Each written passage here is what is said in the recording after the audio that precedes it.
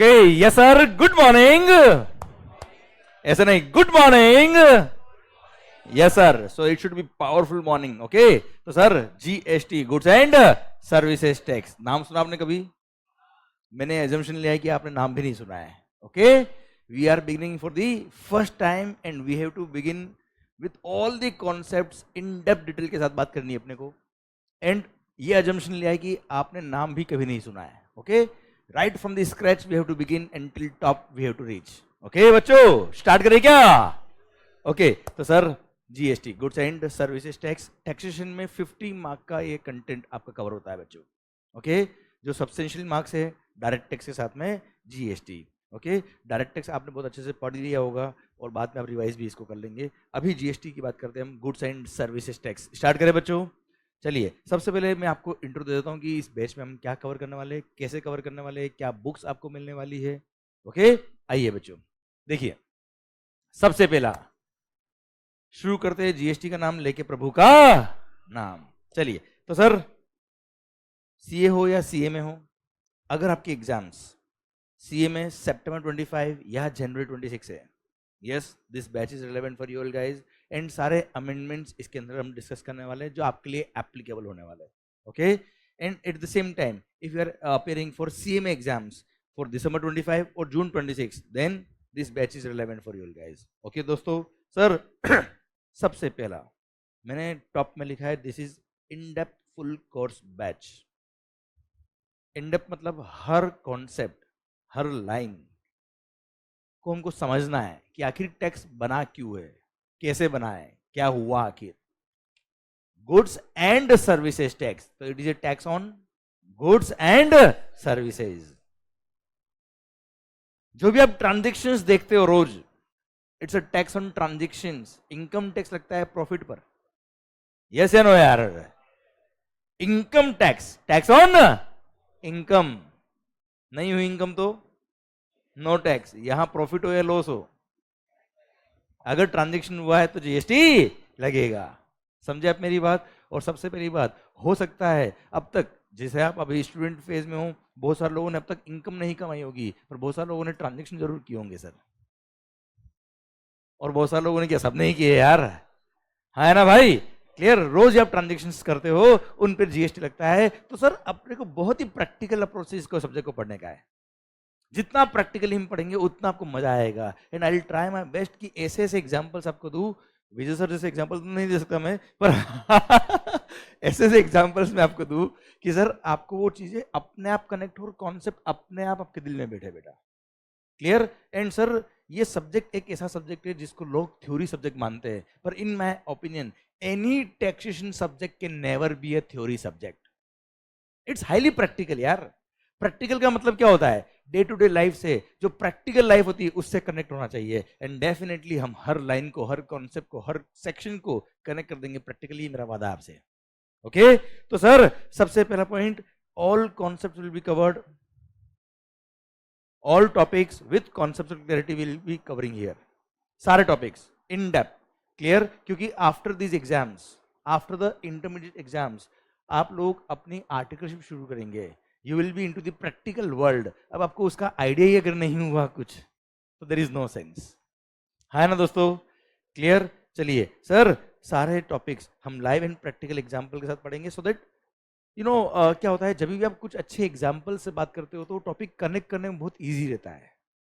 और टॉपिक अगर एक बार कनेक्ट हो गया, आपको समझ में आ गया कि आखिर हो क्या रहा है, तो वो टॉपिक बहुत इफेक्टिवली भी समझ में आता है और जल्दी भी समझ में आ जाता है।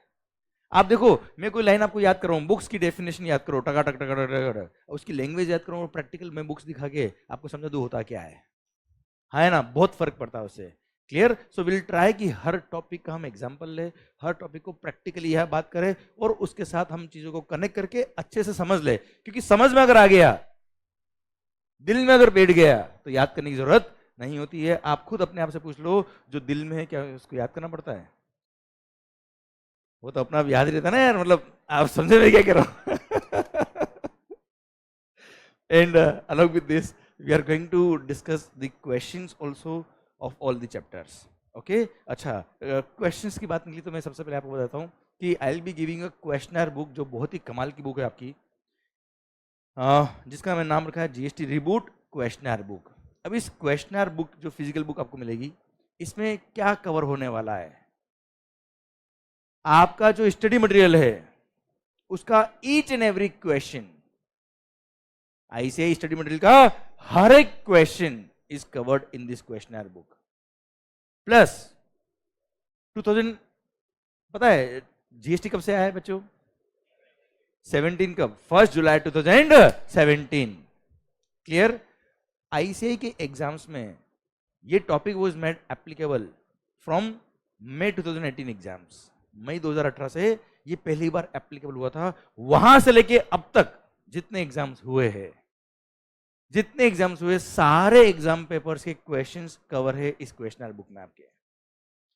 मई 2018 से लेके अब तक जितने रिवीजन टेस्ट पेपर्स इंस्टीट्यूट ने इश्यू किए वो सारे इसमें कवर है। आज तक जितने मॉक टेस्ट पेपर्स इश्यू किए इंस्टीट्यूट ने वो सारे इसमें कवर है। सारे एमसीक्यूज ऑफ द इंस्टीट्यूट इस बुक में कवर है। मतलब इसको कर डाला तो लाइफ जिंगल आला।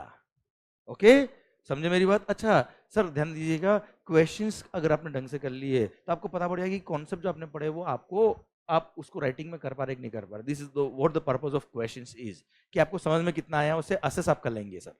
ओके दोस्तों, क्लियर? सो इसके अलावा आपको कुछ और देखने की जरूरत भी नहीं है। एंड सबसे अच्छी बात, ये जितने भी क्वेश्चंस आपको मिलेंगे, जैसे 2018 में कोई क्वेश्चन आया, 19 में कोई क्वेश्चन आया, 20 में कोई क्वेश्चन आया, तो उसका जो आंसर होगा वो तो उस टाइम पे जो लॉ होगा उसके अकॉर्डिंग दिया होगा यार आंसर।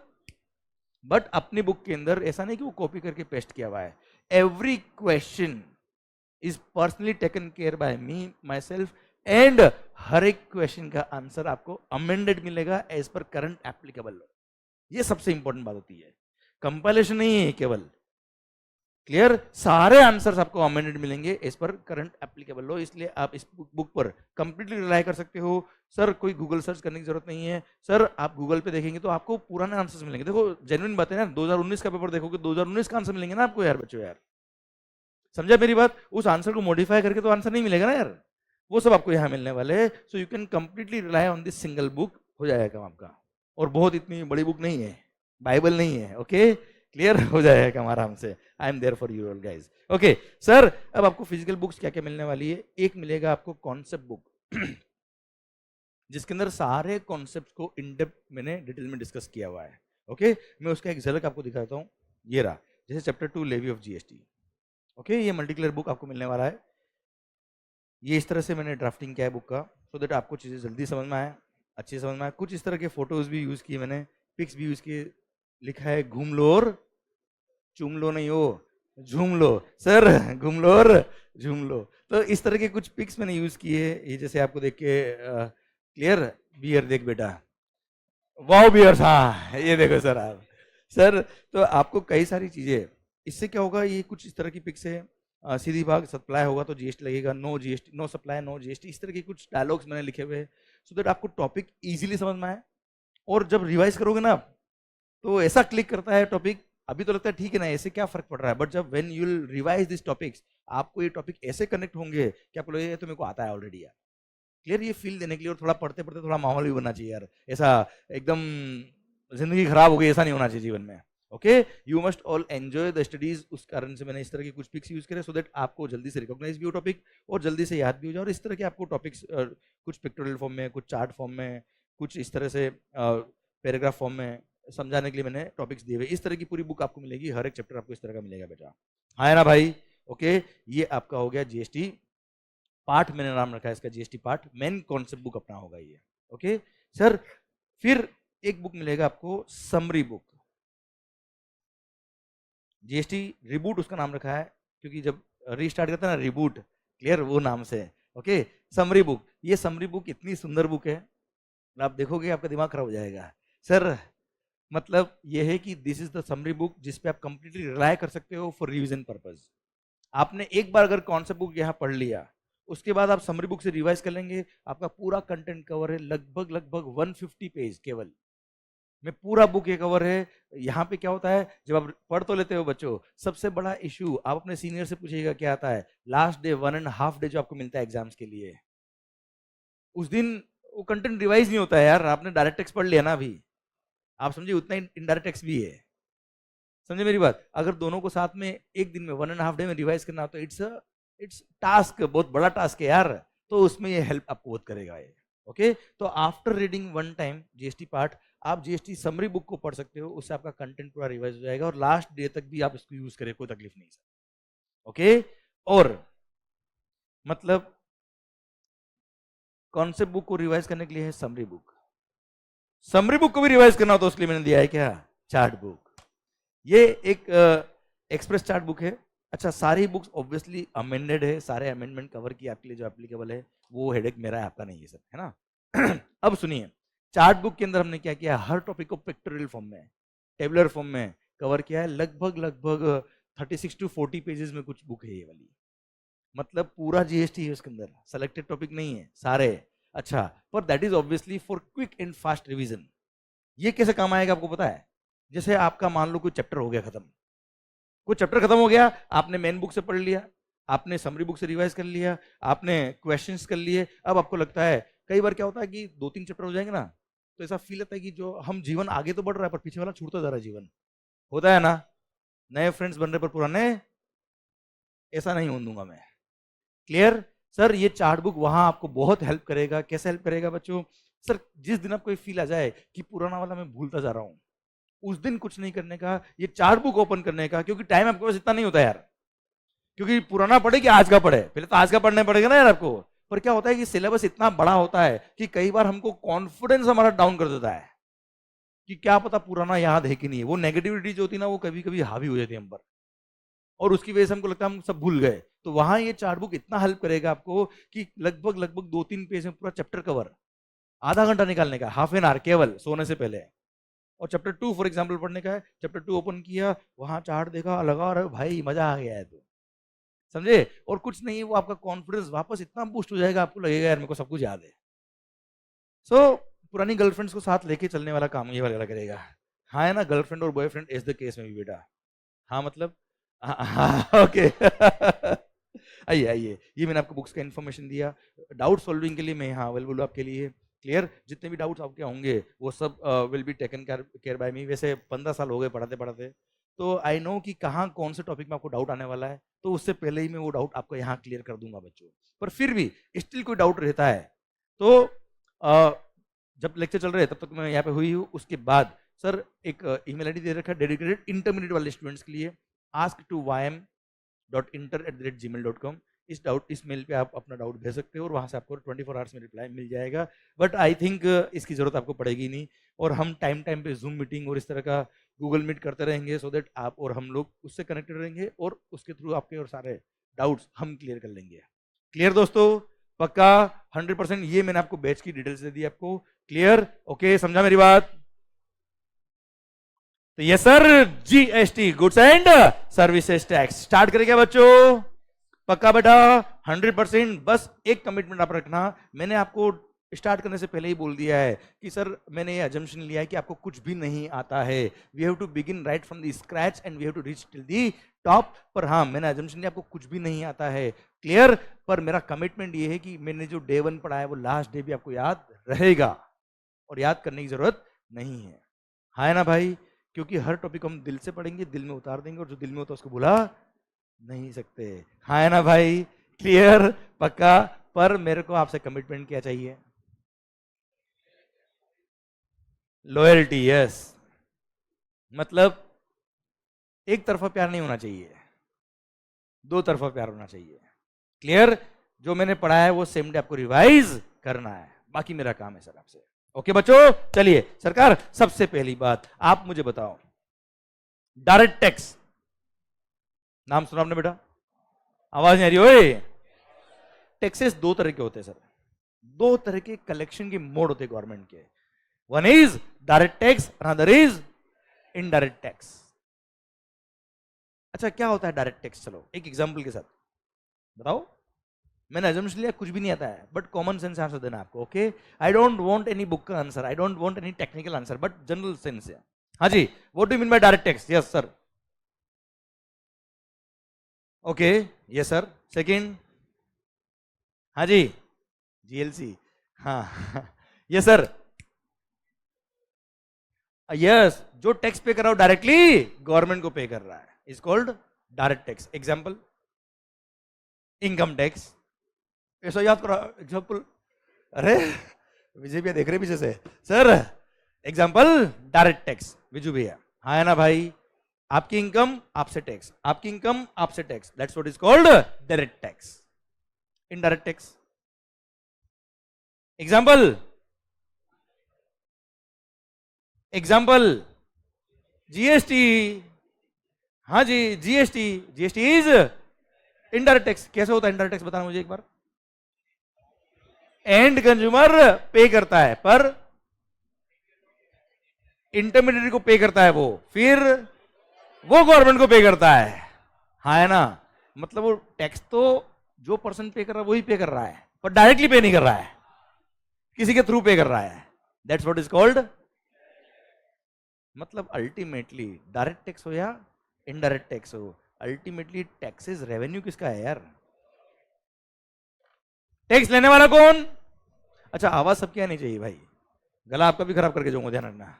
ओके हाँ जी बताइए, वापस है, वापस बोलना है मेरे को, और जो ऑनलाइन बैठे प्लीज आपको भी साथ में बोलना है मेरे। ओके सर बताइए, गवर्नमेंट अल्टीमेटली डायरेक्ट टैक्स हो या इनडायरेक्ट टैक्स हो, टैक्स कलेक्ट कौन कर रहा है? टैक्स कलेक्ट कौन कर रहा है? पक्का 100%। टैक्स लेने वाला कौन? देने वाले कौन? And consumers. एंड कंज्यूमर्स, अगर गवर्नमेंट ने डायरेक्ट टैक्स आपसे ले लिया, that's what is called direct tax. Directly आपसे ले लिया तो वो क्या होगा?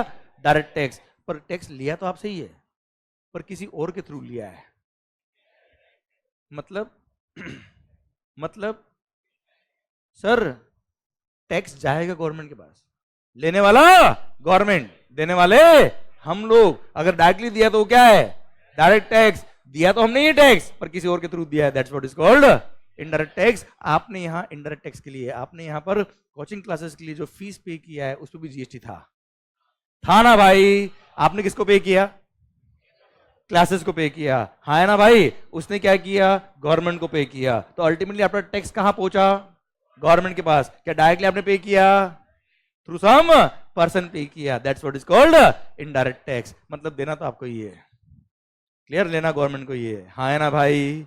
क्लियर? पर सर आप एक और चीज बताओ मुझे, ये तो समझ में आ गया सर हमको, क्या हुआ समझ में आ गया, क्यों हुआ ऐसा यार?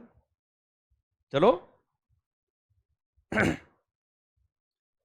सर गुड्स पर टैक्सेस, सर्विसेज पर टैक्सेस, इसको इनडायरेक्ट क्यों रखा, डायरेक्ट क्यों नहीं किया? सोचो ना यार, ऐसा भी क्यों नहीं सोचेंगे ऐसा? सर आपने 10 रुपए का पेन खरीदा है, कितने का? 10 रुपए का पेन। अब अगर उस पर डायरेक्ट टैक्स करते हैं, मान लो 20% टैक्स, सपोज मान लो 2 रुपए टैक्स है, क्या 2 रुपए आप टैक्स पे करते हैं डायरेक्टली गवर्नमेंट को? सोचो आप, it's a tax on transactions. अब ट्रांजेक्शन तो बहुत छोटे भी हो सकते हैं ना यार। How is it possible for the government to collect tax from end consumers one on one?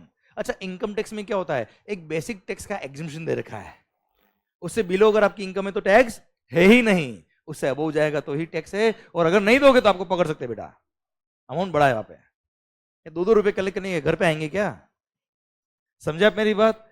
Clear? कौन सी गुड्स आप कंज्यूम कर रहे हो, कौन सी सर्विसेज आप कंज्यूम कर रहे हो, कैसे गवर्नमेंट पता करेगा? इसलिए गवर्नमेंट ने क्या बोल दिया, ओ सप्लायर, तुम तो बहुत सारी गुड्स बेच रहे हो, तुम तो बहुत सारी सर्विसेज सप्लाई कर रहे हो, तुम्हारी जिम्मेदारी यही है। ध्यान से समझना बात को please. It's your duty, it's your responsibility to collect the tax from the customer along with the price. आप प्राइस तो कस्टमर से लेने वाले हो ना यार, साथ में हमारा पैसा भी ले लेना। हम आपसे लेंगे, किससे लेंगे? सप्लायर से। किससे लेंगे जल्दी बोलो? कौन लेगा? और कंपलसरी कर दिया, और पता है एक लाइन और बोल दी, तुम कस्टमर से लो या ना लो, हम तो तुमसे ही लेंगे। अब बताओ कौन सप्लायर होगा जो कस्टमर से नहीं लेगा टैक्स? हाँ है ना? So automatically it will become part and parcel of price, हाँ है ना सर? This was the reason in taxes को इनडायरेक्ट किया गया। It's a tax on transactions, goods and services tax. अरे क्लियर?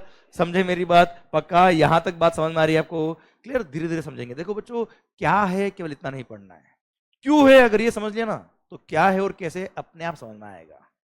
क्लियर? आप समझे मेरा फंडा? I hope you are getting the point. Yes या नो? पक्का? ओके. तो taxes are the revenue of the, आवाज नहीं, taxes are the revenue of the government, right? Who is the government?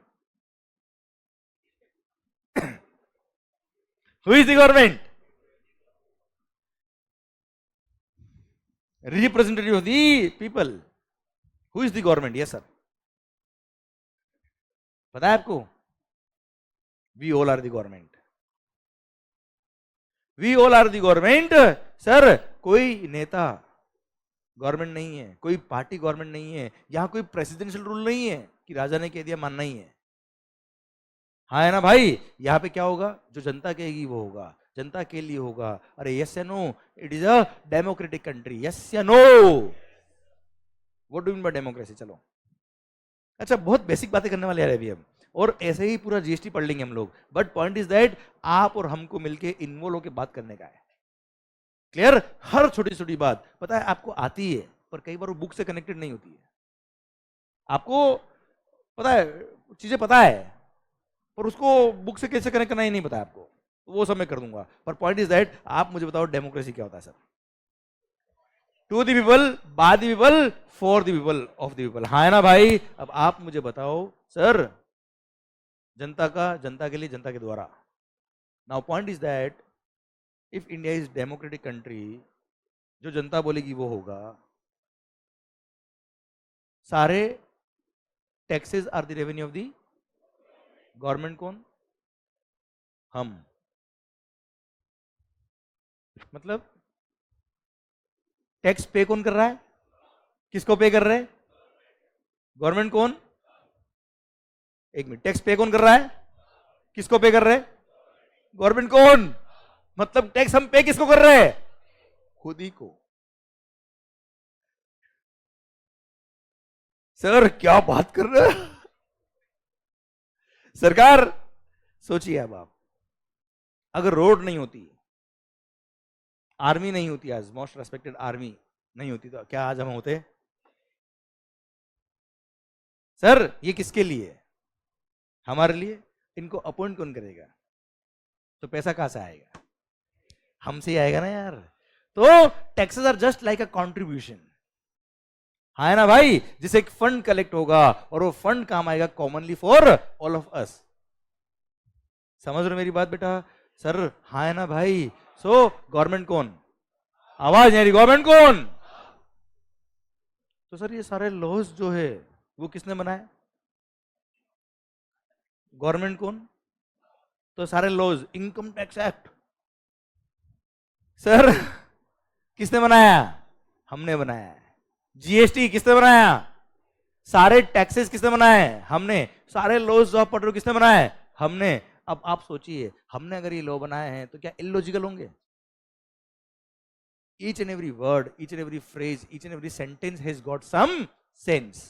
These are not nonsense. बस वो sense हमको समझना है. You getting my point? अरे क्लियर? बस मैं चाहता हूं वो कॉन्सेप्ट आप तक पहुंच जाए. क्लियर? और वो कॉन्सेप्ट में पहुंचा के रहूंगा. बस आपका इन्वॉल्वमेंट मेरे को आपका चाहिए. ओके अच्छा, अब एक और बात समझिए. अब सर अभी आपने बहुत जोश से किया. गवर्नमेंट कौन? हम. सारे लॉज किसने बनाए? हमने बनाया. कैसे बनाया साहब? कैसे बनाया सर? Yes good. तो सरकार हम सब ने मिलकर क्या किया? लगभग 140 प्लस करोड़ जनता है देश की सर. तो सब ने मिलकर क्या किया? अगर लॉज बनाने हैं, लॉज इंप्लीमेंट करने हैं, तो करेंगे कैसे? तो हमने क्या किया? हमारे बीच में से ही रिप्रेजेंटेटिव्स जो वेल मैनर्ड, वेल एजुकेटेड लोग हैं, हंसते क्या हुए उनको हमने इलेक्ट किया कि दे विल रिप्रेजेंट अस, और वो हमारे को रिप्रेजेंट करके हमारे बिहाफ पे डिसीजन लेंगे. यस या नो?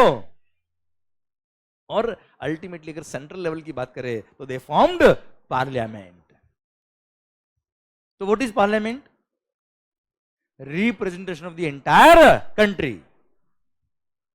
है ना भाई? Representation of entire country. Parliament के सारे मेंबर प्रेजेंट है, मतलब पूरा देश प्रेजेंट है सर. पार्लियामेंट ने कोई डिसीजन लिया मतलब पूरे देश ने डिसीजन लिया है। आप देखना, फाइनेंस बिल हर साल आता है sir, but that's a proposal. Finance ministry उसको मार्केट कंडीशंस को देखते हुए, सिचुएशंस को देखते हुए एक प्रपोजल तैयार करती है कि देश के लिए सही रहेगा। पर क्या वो कानून बन गया क्या? फिर वो क्या किया जाएगा सर? कहां अप्रूव होता है वो? पार्लियामेंट में। पार्लियामेंट मतलब हम सब लोग उसको देखेंगे, समझेंगे, वेल मैनर्ड वेल एजुकेटेड लोग उसको पढ़ेंगे, एनालाइज करेंगे, और उसके बाद सर वो मेजोरिटी से पास होता है, तब जाके वो फाइनेंस एक्ट बनता है। हाँ है ना भाई? अरे समझ रहे मेरी बात आप? क्लियर? समझे? तो that's what is called democracy. Clear? समझे आप मेरी बात? हाँ है ना भाई? अब आप कहेंगे सर आप ये सब बातें कर रहे हो क्यों? अब देखिए ध्यान से, इट मींस गवर्नमेंट के जितने भी पावर्स है, all powers are parliamentary powers. All powers are मतलब गवर्नमेंट कौन? जल्दी बोलना एक बार। हम लोग, हम मतलब पार्लियामेंट। तो जितने भी हमारे पावर एक्सरसाइज होंगे थ्रू पार्लियामेंट होंगे। हाँ है ना भाई? कोई भी लॉ बनाना है कौन बनाएगा? कोई भी लॉ बनाना है कौन बनाएगा? पार्लियामेंट। लॉ चेंज करना है कौन करेगा? कोई लॉ हटाना है कौन हटाएगा? पक्का? डन। पर क्या होता है सर? चलिए मान लो, आवाज नहीं है, मैं जैसे बोलता हूँ, हाँ 1-2 दिन लगेंगे आपको। अच्छा एक बात और देखो, आप अलग अलग एरिया से हो, मैं अलग एरिया से हूँ, 1-2 लेक्चर लगेंगे, थोड़ा सा समझे मेरी बात, मेरी लैंग्वेज और आपकी लैंग्वेज को एकदम सिंक्रोनाइज होने में सर। ठीक है? कीप पेशेंस, 1-2 दिन सुनो, मजा आ जाएगा सर आपको। ठीक है? एक बार मैच हुआ फिर आप देखो आप सर। ओके, मैं जैसे बोलूंगा मान लो, तो आपको क्या बोलना है? मान लिया? हाँ जी, मान लो। Good sir. देश का 90% से ज्यादा शुगर, शक्कर कभी खाई आपने बेटा? गुड। कहां स्टोर होता है पता है आपको? देश का मोर देन 90% शुगर कहां स्टोर होता है पता है आपको? पुणे। पता है आपको? ऐसे कई सारी ज्ञान वाली बताने वाला हूं मैं आपको बेटा, क्योंकि पता है, बताता हूं रुको। देश का मोर देन 90% शुगर कहां स्टोर होता है बेटा? पुणे में। अब मान लो पुणे में गर्मी के मौसम में इतनी बारिश हुई, इतनी बारिश हुई कि साहब जहां शुगर स्टोर किया था वो गर्मी के मौसम को देखते हुए ऐसा कोई बारिश का अरेंजमेंट नहीं किया था यार। इतनी बारिश हुई, मतलब मौसम तो रोमांटिक हो गया बेटा, पर मतलब ये तो ऐसे सर माहौल बन रहा है सर। अभी नहीं, पढ़ाई सर, वो माहौल वाला काम विजय भी है बेटा। सर सुनना now my point is that कि सर सुनना कि मालिक वो इतनी बारिश हुई कि जो शुगर स्टोर किया था वो खराब हो गया। अब सोचिए आप, शुगर जैसी गुड्स का 90% प्रोडक्शन खराब अगर हो गया, sugar is a basic need वाली गुड्स, कुछ भी हो जाए सर शक्कर तो चाहिए ही चाहिए सर। अब सोचिए, मोर देन 90% शुगर जो बेसिक नीड वाली गुड्स है वो अगर खराब हो गई है सर, डिमांड तो उतनी को उतना रहेगा, सप्लाई एकदम डाउन हो गया, क्या होगा सर? प्राइसेस एकदम हाइक हो जाएगी, which is not good for the economy. Inflation rate बहुत हाई हो जाएगी सर। लोग तो कहेंगे कि मोदी जी ने बारिश करा दी, उन्होंने ही शक्कर खराब कराई जानबूझ के ताकि देश के लोग तरसे। हाँ है ना? पहलगाम सर अटैक भी उन्होंने करवाया, कह देंगे लोग, तो कहने में क्या जा रहा है सर? अरे हाँ है ना भाई? अब आप मुझे बताओ सर, जो हो गया वो तो ठीक है, अब क्या किया जाए सर? अगर 90% से ज्यादा शुगर खराब हो गई है, क्या मोदी जी वहां भाषण देंगे और देश के लोगों को मोटिवेट करेंगे, किसानों को मोटिवेट करेंगे? मेरे प्यारे दोस्तों, देशवासियों,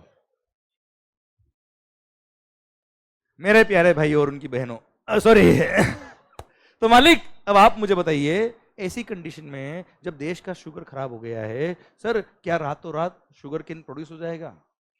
इट्स एन एग्रीकल्चर प्रोड्यूस यार, नेचुरल प्रोसेस है, टाइम लगेगा, और जब वो टाइम लगेगा, टाइम पूरा होगा तब जाके शक्कर बन पाएगी यार। तब तक क्या शुगर फ्री? अब बताओ ऐसी सिचुएशन में क्या करना चाहिए सर? उस पर्टिकुलर टाइम पर शुगर की डिमांड को फुलफिल करने के लिए क्या करना चाहिए? इंपोर्ट करना चाहिए बेटा। अब आप मुझे बताओ सर, शक्कर उस पर्टिकुलर मोमेंट पर शक्कर का इंपोर्ट प्रमोट करने के लिए शक्कर पे कस्टम ड्यूटी कम कर देनी चाहिए, बढ़ा देनी चाहिए? कम कर देनी चाहिए या एग्जाम कर देनी चाहिए बेटा? अरे हाँ है ना भाई? क्लियर? मतलब लॉ में अमेंडमेंट करना पड़ेगा, लॉ में अमेंडमेंट करना पड़ेगा। कौन करेगा? पार्लियामेंट। क्या पार्लियामेंट का सेशन साल भर चलता है क्या? 365 डेज इन अ ईयर। क्या पार्लियामेंट के मेंबर ऑफ पार्लियामेंट वही बैठे रहते हैं क्या?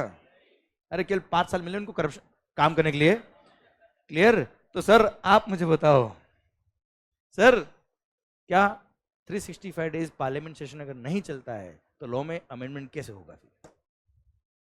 You getting my point? इसीलिए हम लोगों ने क्या किया, जब एक्ट बनाया तब कुछ पावर्स हमने गवर्नमेंट को डायरेक्ट डेलीगेट कर दिया। कुछ पावर्स हमने गवर्नमेंट को डेलीगेट कर दिया कि डायरेक्टली बिना पार्लियामेंट के आप एक बार अमेंडमेंट कर देना, बाद में देख लेंगे।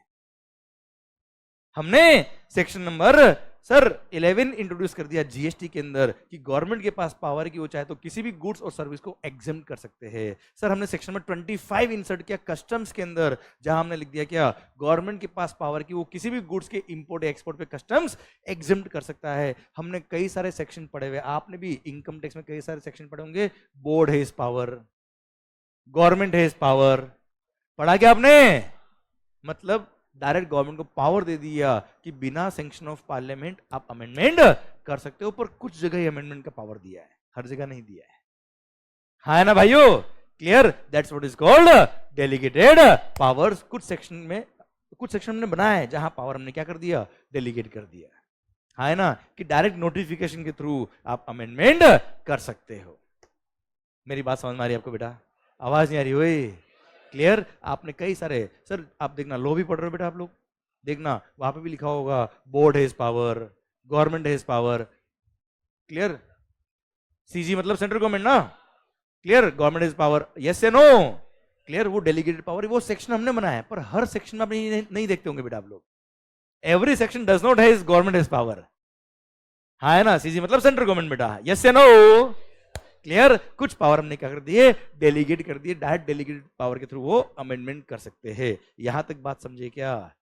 इसीलिए आपने देखा होगा फाइनेंस एक्ट तो साल में एक बार आता है, पर फिर भी अमेंडमेंट साल भर होते रहते हैं सर। कहां से होते हैं? क्लियर? डेलीगेटेड पावर्स के थ्रू होते हैं बेटा। हाँ है ना मालिक? यहां तक बात समझे क्या मेरी? आप आवाज नहीं आ रही सबकी? पक्का बच्चों? Good sir, very good. तो नाउ पॉइंट इज दैट अब आप कहेंगे सर आपने ये सब बातें हमको क्यों समझाई? ये बातें मैंने आपको इसलिए समझाई है बच्चों क्योंकि आपके एग्जाम्स साल में 3 बार होते हैं बेटा। हाँ है ना भाई? तो सर अगर आपके एग्जाम्स सितंबर में होते हैं तो as per the policy of the institute 6 months before the month of the exams जितने भी अमेंडमेंट्स एप्लीकेबल हो गए are relevant for your exams. है ना भाई? तो 28th of February तक के amendments are relevant for your exams. अगर आपके एग्जाम्स जनवरी में है तो ऐसे केस में 30th जून तक के amendments are relevant for your exams. अगर आपके एग्जाम्स मई में होते तो सर 31st अक्टूबर तक के amendments are relevant for your exams. हाँ है ना भाई? क्लियर? सो आपको अमेंडमेंट कहां तक की कवर करनी है शायद आपको समझ में आ गया होगा।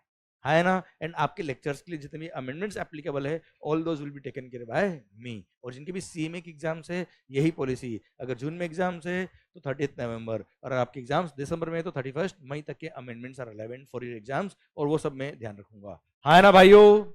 अरे क्लियर? पक्का? डन? तो सर ये बातें मैंने आपको बताई क्यों अमेंडमेंट क्या होता है, कैसे होता है। क्लियर? यहां तक बात समझ गए क्या बच्चों आप?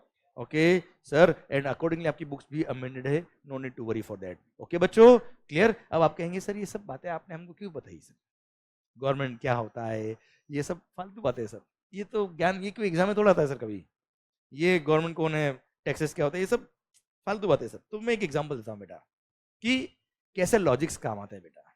मान लो नहीं, गवर्नमेंट कौन, चलिए लास्ट जो 15-20 मिनट आधा घंटा हमने जो बात करी है उसका रिलेवेंस क्या आपके लिए, वो बात करता हूं आपके लिए। मान लो अगर कोई एसएससी, जीएसटी की बात कर रहा हूं मैं, अगर कोई एसएससी जीएसटी पे करने में लेट हो गया, क्या हो गया बेटा, लेट, तो उसको जीएसटी तो पे करना ही पड़ेगा, साथ में इंटरेस्ट भी पे करना होता है। And you know what is the rate of interest? The rate of interest is 18% per annum, simple interest number of days के हिसाब से। 3 दिन लेट 3 दिन का इंटरेस्ट, 2 दिन लेट 2 दिन का इंटरेस्ट, है ना बच्चों? अरे क्लियर? ठीक सर। सरकार सुनना बात को ध्यान से। सर अगर कोई एसएससी जीएसटी पे करने में लेट हो गया तो rate of interest is 18% per annum, वो भी नेक्स्ट डे से। जैसे जीएसटी में मंथली टैक्स पे करना होता है, 20 तारीख is the due date, 20th of the next month. जैसे जनवरी महीने का टैक्स कब तक पे करना होता है बेटा? 20th फरवरी, 20 फरवरी तक। 20 को नहीं पे किया, 21 से इंटरेस्ट 18% पर एनम, 21 को पे किया तो 1 दिन का इंटरेस्ट, है ना भाई? अरे क्लियर? अब यही अगर कभी मान लो आपने एक्सेस टैक्स पे कर दिया गवर्नमेंट को और कोई केस में आप जीत गए बेटा, और आपने प्रूव कर दिया कि टैक्स आपने एक्स्ट्रा लिया हमसे, और आपने फिर रिफंड के लिए अप्लाई किया। किसके लिए अप्लाई किया बेटा? तो जब गवर्नमेंट रिफंड के लिए आप अप्लाई करते हो गवर्नमेंट को, और गवर्नमेंट अगर रिफंड देने में लेट हो जाए तो दे विल ऑल्सो पे the interest, but rate of interest is 6% per annum. और वो भी पता है कब? 60 डेज में अगर रिफंड मिल गया तो कोई इंटरेस्ट नहीं है। जिस दिन आपने अप्लाई किया रिफंड के लिए, वहां से 61st डे से you will get the interest. वो भी कितना बेटा? 6% पर एनम। अरे चोर, हमारे से कितना है बेटा? 18। आप बात करो, डिस्कस करो सर, कोई याद नहीं करने का। मैं ऐसा जीएसटी सर हर एक चीज अपने टॉपिक दिल में उतरेगा, पर आप डिस्कस करो सर, समझिए चीज को। सर हमसे टैक्स कितना बेटा? 18, और वो भी वेरी नेक्स्ट डे से। और खुद की बात आई तब 6%, वो भी 61st डे से। ये क्या बात हुई यार? 60 डेज में अगर रिफंड मिल गया तो नो इंटरेस्ट, और 61st डे से मिला वो भी कितना बेटा? 6। एहसान कर रहे हैं क्या हम पे? अरे यस नो, गलत है नहीं सर? नहीं चलेगा, नहीं चलेगा। तो क्या करें सर? या तो इसको भी 6 कर दो या इसको भी 18 कर दो, हाँ ना भाई? We is a mango people, आम जनता। अरे हाँ है ना भाई? हम तो ये बोलेंगे ना, या तो तुम्हारे लिए भी 18 कर दो या हमारे लिए भी 6 कर दो सर। चलिए, अगर मान लो, डिस्कस करते हैं सर इस बात को, अगर मान लो हमारे लिए भी 6% कर दे तो क्या होगा? सोचिए, अगर हम लेट टैक्स पे करते हैं, टैक्स लेट पे करते हैं, और 6% ही रेट ऑफ इंटरेस्ट है, तो मैं तो जानबूझ के टैक्स लेट पे करूंगा भाई। मेरे को मान लो मेरा मंथली टैक्स का लाइफ जाता है 10 लाख रुपए का सर, मेरे को 50 लाख का वर्किंग कैपिटल लोन चाहिए सर, मैं 5 महीने टैक्स पे करूंगा ही नहीं। कितना वर्किंग कैपिटल रेंज हो गया? 50 लाख रुपए, 10 लाख रुपए पर मंथ बेटा, हाँ है ना भाई? और रेट ऑफ इंटरेस्ट, मैं अगर किसी बैंक को अप्लाई करता तो पहली बात तो इतनी तो फीस पे करता, प्रोसेसिंग फीस, सीए साहब की fees, documentation charges, inspection charges, property मेरे को देनी पड़ती उनको मॉर्गेज पे, हाँ है ना भाई? और rate of interest will be 12%, 15%, 17%, हाँ है ना भाई? यस या नो? और यहां पर 6, वो भी without any security, no processing fees, no documentation charges. और कभी पता है अगर 10 लाख एक्स्ट्रा चाहिए तो 1 महीने और लेट पे करना, 50 की जगह 60 लाख हो जाएंगे सर आपके, हाँ है ना? अच्छा कभी जल्दी अरेंज हो जाए पैसे तो पे कर देना, इंटरेस्ट बंद। इससे अच्छा लोन कहां से मिलेगा यार आपको जीवन में, हाँ है ना भाई? सोचिए, आप मुझे बताओ, अगर 6% रेट ऑफ इंटरेस्ट कर दिया होता तो जो ऑनेस्ट टैक्स पेयर्स है उनके साथ तो गलत हो जाता ना यार। जो डिसऑनेस्ट जानबूझ के लेट पे करते बेटा, हाँ ना, वो भी 6% इंटरेस्ट, और हक से बोलते, हक से बोलते, हाँ तो इंटरेस्ट दे रहा हूं ना मैं आपको, समझे मेरी बात? क्लियर? सर सही हो रहा है क्या मुझे बताओ आप? मार्केट कंडीशंस को देखते हुए रेट ऑफ इंटरेस्ट जो मार्केट में चलती है सर अराउंड 12%, 15%, 17% चलती है बेटा, हाँ है ना भाई?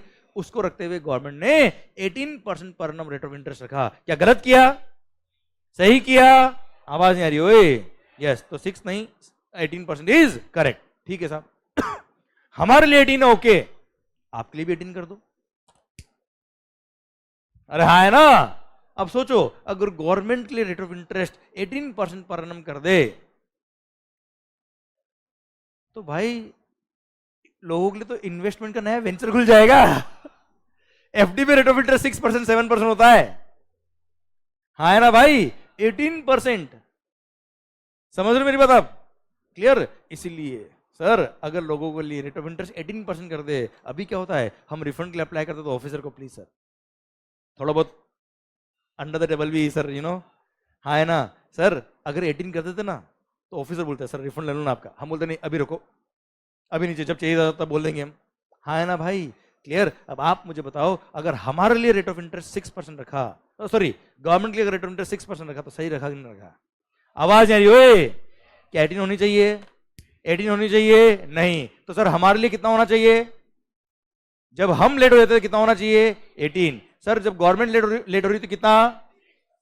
गलत है सही है? गलत है सही है? थोड़ी देर पहले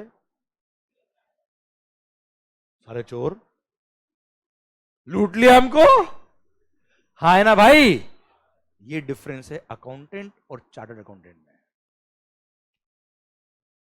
ये डिफरेंस है सर। क्लियर? मैं आपको ये समझाना चाह रहा हूं, अगर मैं आपको ये बताता कि लॉ में क्या लिखा है तो जिंदगी भर गाली दे दे के पढ़ते और याद करते रटते। अब मैंने क्या कर दिया, ये क्यों हुआ वो समझा दिया, लॉजिक समझा दिया। अब भूल के दिखाओ इसको, और अब आपको क्या लग रहा है? सही है। अब आपका दिल एक्सेप्ट कर रहा है चीजों को, हाँ यार नहीं यार बात सही है यार, ये ऐसे ही बोल रहा ना दिल आपका यार, ये दैट्स व्हाट इज कॉल्ड पढ़ाई मेरे हिसाब से, हाँ है ना। ये पढ़ाई होनी चाहिए, ऐसी पढ़ाई होनी चाहिए, this is what is called education, हाँ ना, नॉलेज। पता है जिंदगी में आपसे आप कितना भी अमीर बन जाओ पर सबसे इंपॉर्टेंट सबसे कीमती चीज क्या है? नॉलेज। हो सकता है बहुत अमीर है कोई, हो सकता है पैसा उसका कभी चोरी हो जाए, लूट जाए, हाँ है ना, पर नॉलेज एक ऐसी चीज है जो कभी आपसे कोई चोरी नहीं कर सकता, हाँ है ना भाई। और उसी के लिए तो एग्जाम होता है यार। एग्जाम किसका होता है कि आप में नॉलेज है कि नहीं यार? तो बुक से याद नहीं करने का बच्चों, बुक से याद नहीं करने का, साफ कह रहा मैं आपको। बुक की बहुत सारे लोग पूछते हैं सर बुक की लैंग्वेज लिखनी क्या, आप बताओ। मैं तो कहता हूँ हाँ लिखनी, चल लिख के आ जा। लिख दोगे? नहीं, खत्म बात, हाँ है ना भाई। अच्छा इंस्टीट्यूट भी सोचिए क्या चाहता है आपसे, कोई भी इंस्टीट्यूट चलो क्या चाहता है आपसे? नॉलेज चाहता है या रटाफिकेशन चाहता है? दैट्स व्हाट भाई, ये प्रैक्टिकल एग्जाम है, सीए के एग्जाम से यार, सीए में सीएस जो भी आप कर रहे हो, यस नो। इसमें क्या होता है, क्लाइंट आएंगे आपके पास पूछेंगे, क्या उसका सेक्शन लिख के दोगे आप? समझ रहे हो मेरी बात बच्चों? उसको लॉजिक के साथ आपको समझाना पड़ेगा कि ऐसा है ऐसा है ऐसा है, इसलिए आपके केस में ये होगा। That's what is required from the institute side also यार। समझे आप मेरी बात? अरे हाँ है ना भाई, पक्का बच्चों, क्लियर, डन। इसीलिए सर आप हर चीज का लॉजिक समझिए, नॉलेज गेन करिए, याद करने के पीछे मत फंसिए, कोई लैंग्वेज याद नहीं करना है, कोई रटाफिकेशन नहीं करना है, जितना प्रैक्टिकल ओके। मैंने कितना इजी एग्जांपल लिया यार आपके लिए, कोई टफ एग्जांपल लेके यार, ये बस मैं ऐसे ही पढ़ूंगा जीएसटी, मेरा नेचर ऐसा ही है सर, बी नेचुरल, जो है वो सामने है। अरे क्लियर, पक्का, 100% डन। तो सरकार आई होप आपको बात समझ में आ गई, आई होप मैंने जो आपको समझाई, गवर्नमेंट कौन है? हम। क्या लॉ लॉजिकल है कि इलॉजिकल है? इस एग्जांपल समझ में आ गया ना आपको बेटा? अरे क्लियर, डन। तो मैं आपको ये चाह रहा हूं कि हर चीज को समझिए, गवर्नमेंट कौन है? हम लोग है, लो हमने बनाया तो वो लॉजिकल ही है सर, समझने की कोशिश करना पड़ेगा।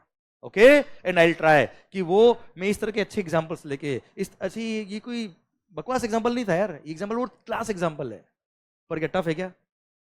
मैं टाटा बिरला बड़े बड़ी बातें कर लूँ ना अगर आपसे, और आपको समझ में नहीं आया अंदर क्या मतलब रहा उसका सर, वो एग्जांपल लूंगा मैं आपके लिए जो आपके दिल में बैठेंगे, जैसे दिल में बैठ गया आपकी आंखों में एकदम स्पार्क आता, हाँ सर बिल्कुल सही है सर।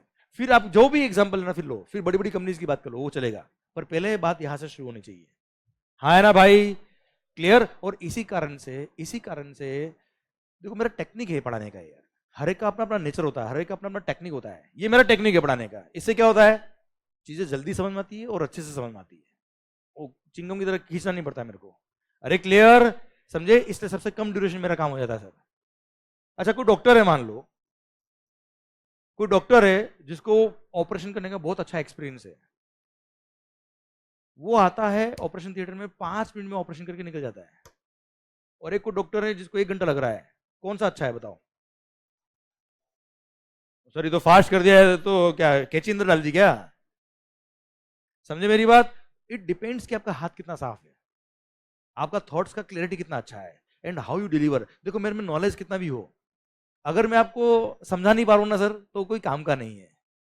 पर मेरा नॉलेज अगर मैंने एक एग्जांपल में आपको समझा दिया, फिर देखो आप क्लियर। इसलिए basic concepts are very much important. Clear, चीजों को समझना इज वेरी मच इंपॉर्टेंट, और अगर आप समझ के और इतना एक्सपीरियंस की वजह से आप समझा पाते हो अगर अच्छे से, तो उससे चीजें फास्ट होती है, अच्छे से होती है, इफेक्टिव होती है। Okay clear. चलिए सरकार शुरू करते हैं क्या? GST, goods and services tax. पक्का बच्चों? ये मैंने एक बेसिक नॉलेज आपको दिया है, बेसिक आपको एक इंट्रोडक्शन दिया है कि टैक्सेस क्या होते हैं बच्चों, ठीक है। आई विल ट्राई कि हर वो चीज आप प्रैक्टिकली देखते हो उसको मैं बुक से कनेक्ट कर दूं आपके, क्योंकि हम क्या करते हैं जब पढ़ते हैं ना बेटा, तो प्रैक्टिकल मार्केट तो रखते साइड में, जो भी ये बुक्स ही है, ऐसा नहीं होना चाहिए सर। ओके चलिए सर, जीएसटी कब से आया? 1 जुलाई 2017 से जीएसटी इंट्रोड्यूस किया गया हिंदुस्तान के अंदर, हाँ है ना सर? उससे पहले क्या था सर? मैन्युफैक्चर ऑफ गुड्स पर एक्साइज था बड़े टैक्सेस में, सेल ऑफ गुड्स पर सेल्स टैक्स वेट हुआ करता था, सर्विसेज पर सर्विस टैक्स था, और ऐसे कई सारे टैक्सेस थे। मूवी देखने में क्या मजा आता ही नहीं आता बेटा, मुझे तो उस पर टैक्स था, entertainment tax, entertainment tax. Clear, ऐसे कई सारे टैक्सेस, लगभग 17-18 टैक्सेस को सब्स्टिट्यूट करके एक सिंगल टैक्स, सब्स्यूम करके एक सिंगल टैक्स बना दिया। नाम क्या था बेटा? जीएसटी। इंडिपेंडेंट इंडिया का, इंडिपेंडेंट इंडिया का सबसे बड़ा इकोनॉमिक रिफॉर्म कोई था तो वो है जीएसटी। हिंदुस्तान को आजाद होने के बाद इकोनॉमिक रिफॉर्म की बात कर रहा हूं, अगर सबसे बड़ा और सबसे अच्छा कुछ हुआ है तो वो क्या है? जीएसटी। आखिर सबसे बड़ा इकोनॉमिक रिफॉर्म इसको क्यों बोलते हैं? आखिर क्या तकलीफ थी पुराने लॉज में जिसकी वजह से जीएसटी आया? पहले वो पढ़ ले क्या यार, आखिर क्या तकलीफ थी जिसकी वजह से जीएसटी लाना पड़ा? इतना बड़ा इकोनॉमिक रिफॉर्म क्यों किया साहब? हाँ है ना, क्यों किया आखिर वो समझ लो थोड़ा सा। चलिए सरकार, सर मान लो अभी हम बात करें कब? जब आप छोटे थे बेटा, 1 जुलाई 17 से पहले की, है ना? छोटे थे ना बेटा, ऐसा बड़े से छोटे तो नहीं हो रहे बेटा, है ना बेटा? छोटे से बड़े हो रहे ना? ओके चलो, नेचुरली तो ऐसे ही होता है बेटा। बाकी सर कुछ लोग होते हैं जो बढ़ते बढ़ते नहीं बेटा, वही रहते हैं। सर मान लो पार्लियामेंट में भी ऐसे 1-2 लोग है बेटा। सर मान लीजिए सर 1 जुलाई 17 से पहले कोई मैन्युफैक्चरर बेटा, कौन है बेटा? वो बनाता है क्या? मार्कर्स। मान लो ये मार्कर, मार्कर होता है ना लिखने वाला, ठीक है, यहाँ रोज मार्कर्स बनेंगे। I am the manufacturer of markers. Clear, marker बनाने के लिए मेरे को क्या चाहिए? रॉ मटेरियल चाहिए, प्लास्टिक बेटा। अरे यस नो, तो अपनी यहाँ फैक्ट्री बेटा, रोज यहाँ प्रोडक्शन होगा, ठीक है। अब सर मार्कर्स बनाने के लिए मैंने इनपुट्स परचेज किए। क्या परचेज किए बेटा? जैसे प्लास्टिक हो गया, रबर हो गया, जो भी इनपुट्स है वो सब मैंने परचेज किए। सर किससे परचेज किए? मैन्युफैक्चरर से परचेज किए। किससे परचेज किए मालिक? And on manufacture of the goods पहले एक्साइज ड्यूटी चार्ज होती थी। क्या चार्ज होती थी बेटा?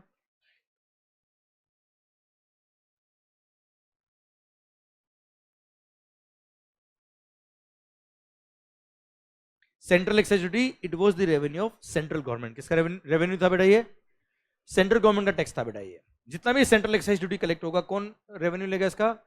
डायरेक्ट जाएगी अकाउंट में, किसके? सेंट्रल गवर्नमेंट के अकाउंट में बच्चों, हाँ है ना भाई? चलिए, तो ये एक्साइज ड्यूटी का मतलब सेंट्रल एक्साइज ड्यूटी बेटा, हाँ है ना मालिक? चलिए इधर ध्यान। Suppose rate of excise duty was 10%। कितना मालिक? 10%। मैंने इनपुट परचेज किया मैन्युफैक्चरर से, द वैल्यू वाज ₹100, उस पर 10% टैक्स लगा। कितना बेटा? 10 रुपी। सर टोटल बिल कितना बनाया उसने मेरे को? 110। 110 का उसने बिल मेरे को दिया, मैंने 110 में इनपुट परचेज किया। अब आप मुझे बताओ मेरी कॉस्ट कितनी बेटा? 110। मैंने अपना वैल्यू एडिशन किया। वैल्यू एडिशन मतलब मेरे खर्चे, हाँ है ना भाई, मेरा प्रॉफिट मार्जिन मैंने अल्टीमेटली मार्कर बनाया, उसके लिए मैंने 40 रुपए के खर्चे कर दिए इंक्लूडिंग प्रॉफिट बेटा। तो बताइए सेल प्राइस ऑफ मार्कर कितना आएगा बेटा? 110 का मेरा इनपुट, 10 रुपए की 40 रुपए के अदर खर्चे, अल्टीमेटली कितना हो गया बेटा? 150 में क्या बन गया? ये आउटपुट गुड्स। ओपीजी मतलब आउटपुट गुड्स, हाँ है ना मालिक? अच्छा इधर ध्यान, 150 में आउटपुट गुड्स बन गया। बन गया मतलब बनाया है, बनाया मतलब मैन्युफैक्चर किया है। सर क्या किया बेटा? मैन्युफैक्चर किया है। मैन्युफैक्चर किया तो क्या लगेगा? एक्साइज ड्यूटी लगेगा बच्चे। अरे हाँ है ना भाई, क्या लगेगा मालिक? Excise duty. Suppose rate of tax was 10%, मान लो कितना हो गया? 15। अल्टीमेटली कितने का हो गया बेटा? 165। अब सर मैंने मार्कर बनाया, क्या बनाया बेटा मैंने? मार्कर्स। सपोज ये मार्कर है बेटा, हाँ है ना भाई? अब मार्कर बना के बेच दिया। कितने बेचा मैंने? आवाज नहीं आ रही ओए? 165 में बेचा बेटा मैंने। यस या नो? मान लो आप ही एंड कंज्यूमर हो सर, आपको अल्टीमेटली मार्कर कितने में पड़ा है? 165 इंक्लूडिंग टैक्सेस बेटा।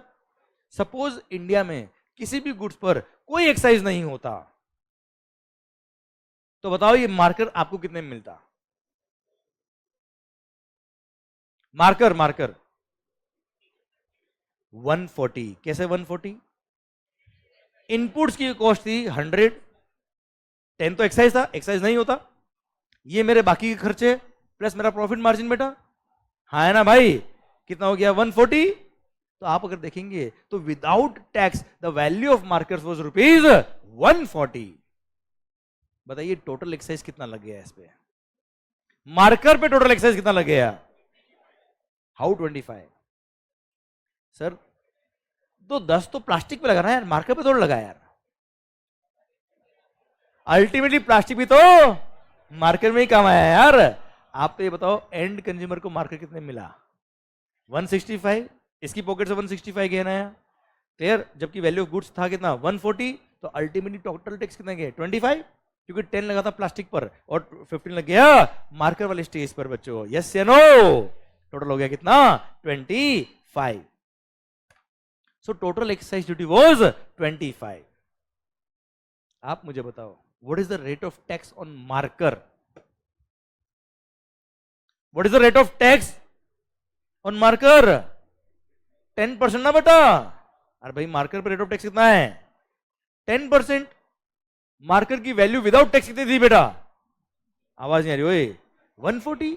140 का 10% कितना होता है बेटा? 14 होता है।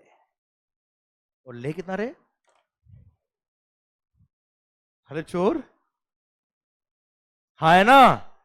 सर पार्लियामेंट ने लिखा है कि मार्कर्स जितने में कस्टमर खरीद रहा है उसका वैल्यू का 10% टैक्स गवर्नमेंट को चाहिए। जबकि सर देख लीजिए अब टैक्स कितना जा रहा है सर ये, हाँ है ना? हम लोगों ने गवर्नमेंट को मना कर दिया कि इतना टैक्स ले रहे हो आप, हमसे गलत कर रहे हो, 10% की नाम पर हमसे एक्सेस टैक्स लिया जा रहा है। गवर्नमेंट बोला हम कहां एक्सेस टैक्स ले रहे हैं, कहां बताओ?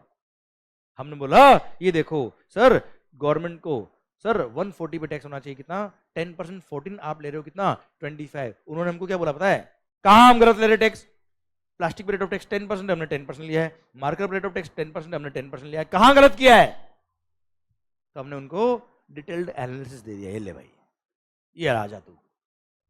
Clear? We all are chartered accountants. Detailed analysis करके बता दिया उनको कि मालिक 25 रुपये आपने टैक्स लिया। कैसे लिया सर? इसका ब्रेकअप क्या हमने कैसे लिया? 10 ऑन प्लास्टिक जो कितने का था बेटा? 100। सर 15 ऑन मार्कर जो कितने थे बेटा? 150। इधर ध्यान, अब अगर 150 का मार्कर है उस पर 10% टैक्स लगा, मतलब इसका हमने फर्दर ब्रेकअप कर दिया। 150 का मार्कर मतलब इसमें 100 प्लस 10 प्लस 40 ऐसे ही है ना बेटा? 150। 100 क्या था बेटा? प्लास्टिक। 10 क्या था बेटा? Excise duty. 40 क्या था? Value addition. यस या नो? ओके। ये क्या था बेटा? आवाज नहीं आ रही, वापस देखो। ये क्या था बच्चे? प्लास्टिक। प्लास्टिक पे 10% एक्साइज लग गया क्या?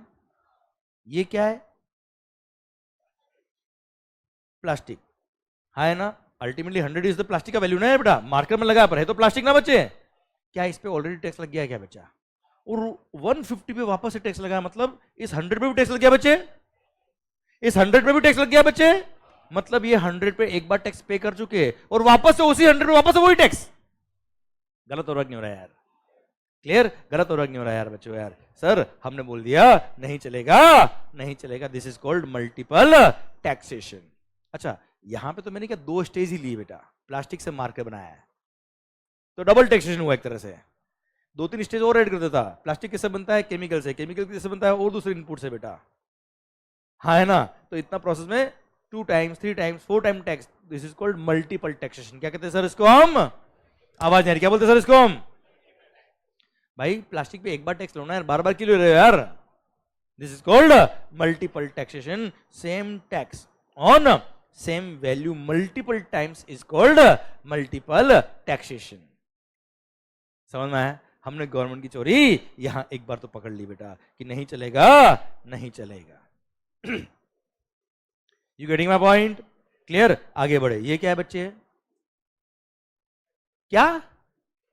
एक्साइज ड्यूटी, एक्साइज ड्यूटी पे एक्साइज ड्यूटी, हद कर दिया आपने। अरे भाई तुमको वैल्यू ऑफ गुड्स पे टैक्स चाहिए कि टैक्स पे टैक्स चाहिए यार? ये जो 1 रुपी टैक्स लगा सर, एक तरह से एक्साइज ड्यूटी पे एक्साइज ड्यूटी लग गया बेटा, this is called cascading effect, this is called cascading effect, same tax on same tax is called cascading effect. है ना सर? तुमको चाहिए क्या भाई? तुमको चाहिए क्या भाई? आखिर वैल्यू ऑफ गुड्स पे टैक्स चाहिए ना यार, और आप तो टैक्स पे टैक्स ले रहे हो सर, नहीं चलेगा, नहीं चलेगा, this is what is called cascading effect. हाँ है ना मालिक? सर आगे क्या बचा बेटा? Value addition. हम बोलते क्या नहीं चलेगा? क्या नहीं चलेगा सर? ये किसका पार्ट है? वैल्यू का पार्ट है बेटा। आवाज नहीं आ रही ओए? और वैल्यू पे टैक्स लगना चाहिए बेटा, कैसे पहले कभी टैक्स लगाया है? लगाए क्या? नहीं, मतलब सही, ठीक है साहब।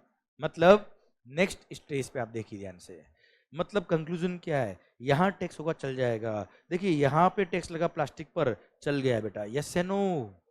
पर नेक्स्ट स्टेप जब मार्कर की थी, वहां जब आप टैक्स लगाएंगे तब केवल और केवल वैल्यू एडिशन पे लगाएंगे। किस पे लगाएंगे बच्चे?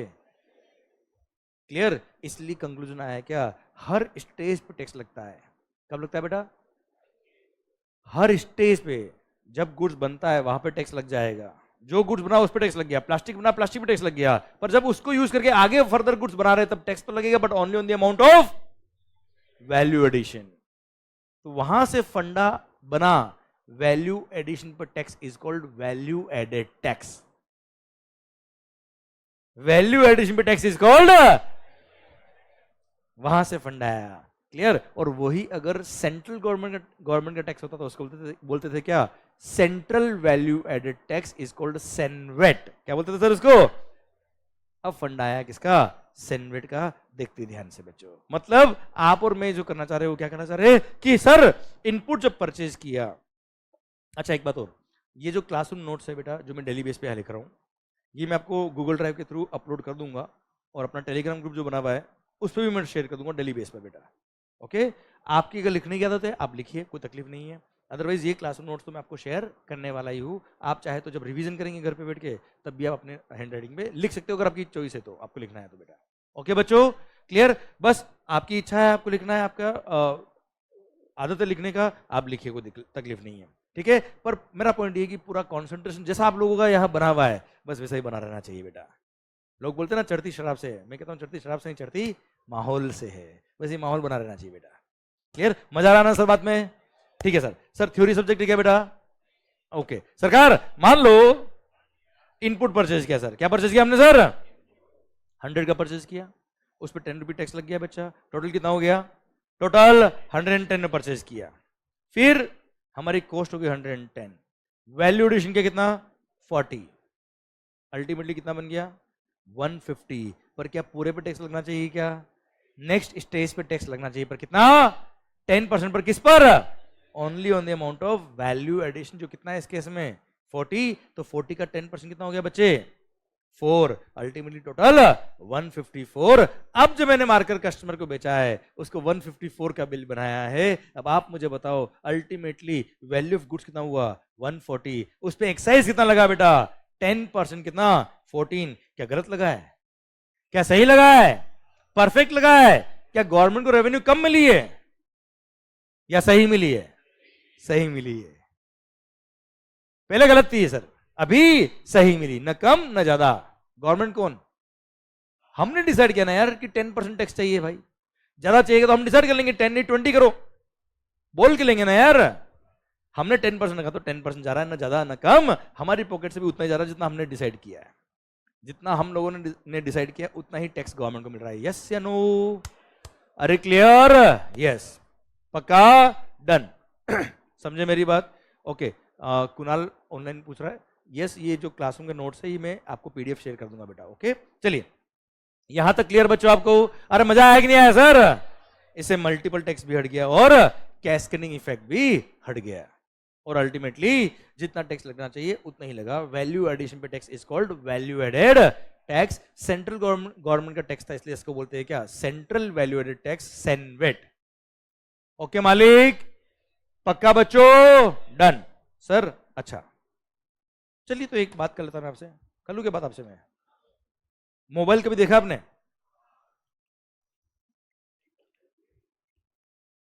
वही देख रहे हैं बेटा, इंसान से शादी होती है, केवल उसको देखने से कुछ नहीं होगा सर। क्या बेटा? इंसान भी नहीं मिल रहा, तुमको उसकी परवाह क्यों बेटा इतनी सर? तो तुम्हारा ध्यान उस पर मतलब ऐसा सर? सुनना, मान लो, आवाज नहीं आ रही ओए, आपने मोबाइल परचेज किया कितने का? 15,000 का सर, 15,000 का आपने मोबाइल परचेज किया, उस पे मान लो टैक्स था कितना बेटा? 10%। कितना था बेटा? 10%। कितना होता है बेटा? जल्दी बताओ।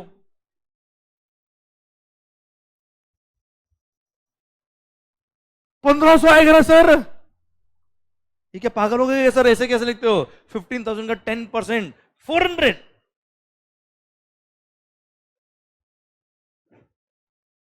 हाँ अभी क्लिक किया, अच्छा हाँ सर वो वैल्यू एडिशन पे टैक्स। सर आप मुझे बताओ, मैंने कुछ नहीं किया है, ये जो बिल हमने बनाया था यहाँ पर उस पे डबल जीरो ऐड कर दिए और कुछ नहीं किया। अब आप मुझे बताओ, अभी तो आप बहुत खुश हो रहे थे सर, बहुत बिल्कुल सही हो रहा है सर, बिल्कुल सही, बिल्कुल मजा आ गया सर। वैल्यू एडिशन पे tax, no multiple tax, no cascading effect. पर क्या प्रैक्टिकली लाइफ में आपने कभी ऐसा बिल देखा है? अरे आपने भी शर्ट खरीदा होगा, टी शर्ट खरीदा होगा, जो भी गुड्स खरीदे आज तक जीवन में, सर चोरी तो किए नहीं बेटा आपने, कुछ कुछ छोड़ के बेटा सर। अब अभी मेरा पॉइंट, मतलब कुछ चीजों को छोड़ के बेटा सर, सुनना, अब मेरा पॉइंट आपसे ये कि सर आपने जो गुड्स खरीदा है बेटा, देखना उस पे जो वैल्यू लिखा है उस पे जो टैक्स लिखा है उतना ही टैक्स होता है ना सर? क्या ऐसा बिल कभी देखा है? 15,000 पे 10% टैक्स, कितना? 400। कभी देखा आपने कभी ऐसा? क्या? तो अभी तो आप बोल रहे थे बिल्कुल सही हो रहा है सर। मतलब सर सही तो हो रहा है पर सही तरीके से नहीं हो रहा है। मतलब प्यार तो करते सर, इजहार करना नहीं आ रहा है सर। सही बात है कि नहीं सर? तू दिल तक बात पहुंच गई तेरे थे यार। यहां तक क्लियर? मेरी बात समझ रहे हो? तो वहां हमने गवर्नमेंट को बोला यार गवर्नमेंट सही तो हो रहा है पर सही नहीं हो रहा है, समझ रहे मेरी बात? तो इसलिए वहां गवर्नमेंट ने और हमने डिस्कस किया कि यार टैक्स आप गवर्नमेंट टैक्स आप ले रहे हो कस्टमर से कितना? 14, और बिल पे दिखा रहे हो 4। देखो ना यार, टैक्स ले कितना रहे हो सर और बिल पे कितना लिखा? सही कर रहे हो पर गलत तरीके से कर रहे हो आप। हाँ है ना सर? तो फिर और ब्रेनस्टॉर्मिंग करी और वहां आइडिया है कि ठीक है सर पूरी सेल प्राइस पे टैक्स लगाएंगे। क्या बोला सर? हमने बोला नहीं नहीं, पूरी सेल प्राइस पे टैक्स लगा दिया तो वापस से लौट के बुद्धू घर को है। अगर 150 पे 10% लग गया, कितना? 15, वापस 165 हो जाएगा। तो हमने गवर्नमेंट को नहीं नहीं गवर्नमेंट ये नहीं चलेगा। गवर्नमेंट ने बोला अरे भाई पूरी बात तो सुन, पूरी सेल प्राइस पे टैक्स लगाएंगे पर चिंता मत कर, जो परचेज पे टैक्स पे किया तूने उसका क्रेडिट दे देंगे तेरे को उसका हम बेनिफिट दे देंगे, उतना टैक्स तू बाद में कम पे करना। इसका मीनिंग क्या है, मैं क्या कहना चाह रहा हूं, आइए सर। मान लो sir I am a manufacturer, ध्यान से समझना बात को sir, I am a manufacturer, और आराम से, कोई जल्दी है क्या बेटा आपको, मेरे को भी नहीं sir. I am a manufacturer, मैंने इनपुट परचेज किया, मैंने क्या किया बेटा, इनपुट परचेज किया, कितने का, 100 का, उस पर एक्साइज कितना पे किया बेटा, 10%, टोटल कितना हो गया 110, ये मैंने इनपुट परचेज किया 110 का। अच्छा, जब मैं सेल करूंगा अपनी गुड्स को बना के, उसकी पूरी वैल्यू पे टैक्स लगने वाला है सर, आवाज नहीं आ रही ओए, ठीक है, गवर्नमेंट ने क्या बोला उस टाइम पे, हम पूरी सेल प्राइस पे टैक्स लगाएंगे, क्या बोला सर, इसलिए परचेज पे जो टैक्स पे किया आपने 10 रुपी, इसका हम तुम्हें क्रेडिट दे देंगे, बेनिफिट दे देंगे, उतना टैक्स बाद में कम पे करना, हाँ है ना भाई। तो हमने क्या किया, अच्छा अगर आपको कोई बेनिफिट दिया तो उसको बोलते हैं एसेट, अरे अकाउंट्स में क्या बोलते हैं बेटा, एसेट बोलते हैं ना सर उसको, क्लियर, भले वो करंट एसेट हो फिक्स एसेट हो, बात की बात है तो एसेट ना यार। तो इट्स अ काइंड ऑफ 10 रुपी का एडवांस टैक्स आपने पे कर दिया, यस या नो, ये समझ लो ना यार, आपने एक्स्ट्रा टैक्स पे कर दिया गवर्नमेंट को एडवांस में, जिसका बेनिफिट गवर्नमेंट बाद में देने वाली है, क्लियर। तो 10 रुपी का तो हमारा क्या हो गया, सिंस ये सैंडविच का फंड चल रहा था, सैंडविच का अपने को क्या मिलने लग गया, क्रेडिट, इसको बोलते हैं सैंडविच क्रेडिट, क्या बोलते हैं सर इसको, यहां फंडा इजाद हुआ किसका, अभी समझने की कोशिश करना सर।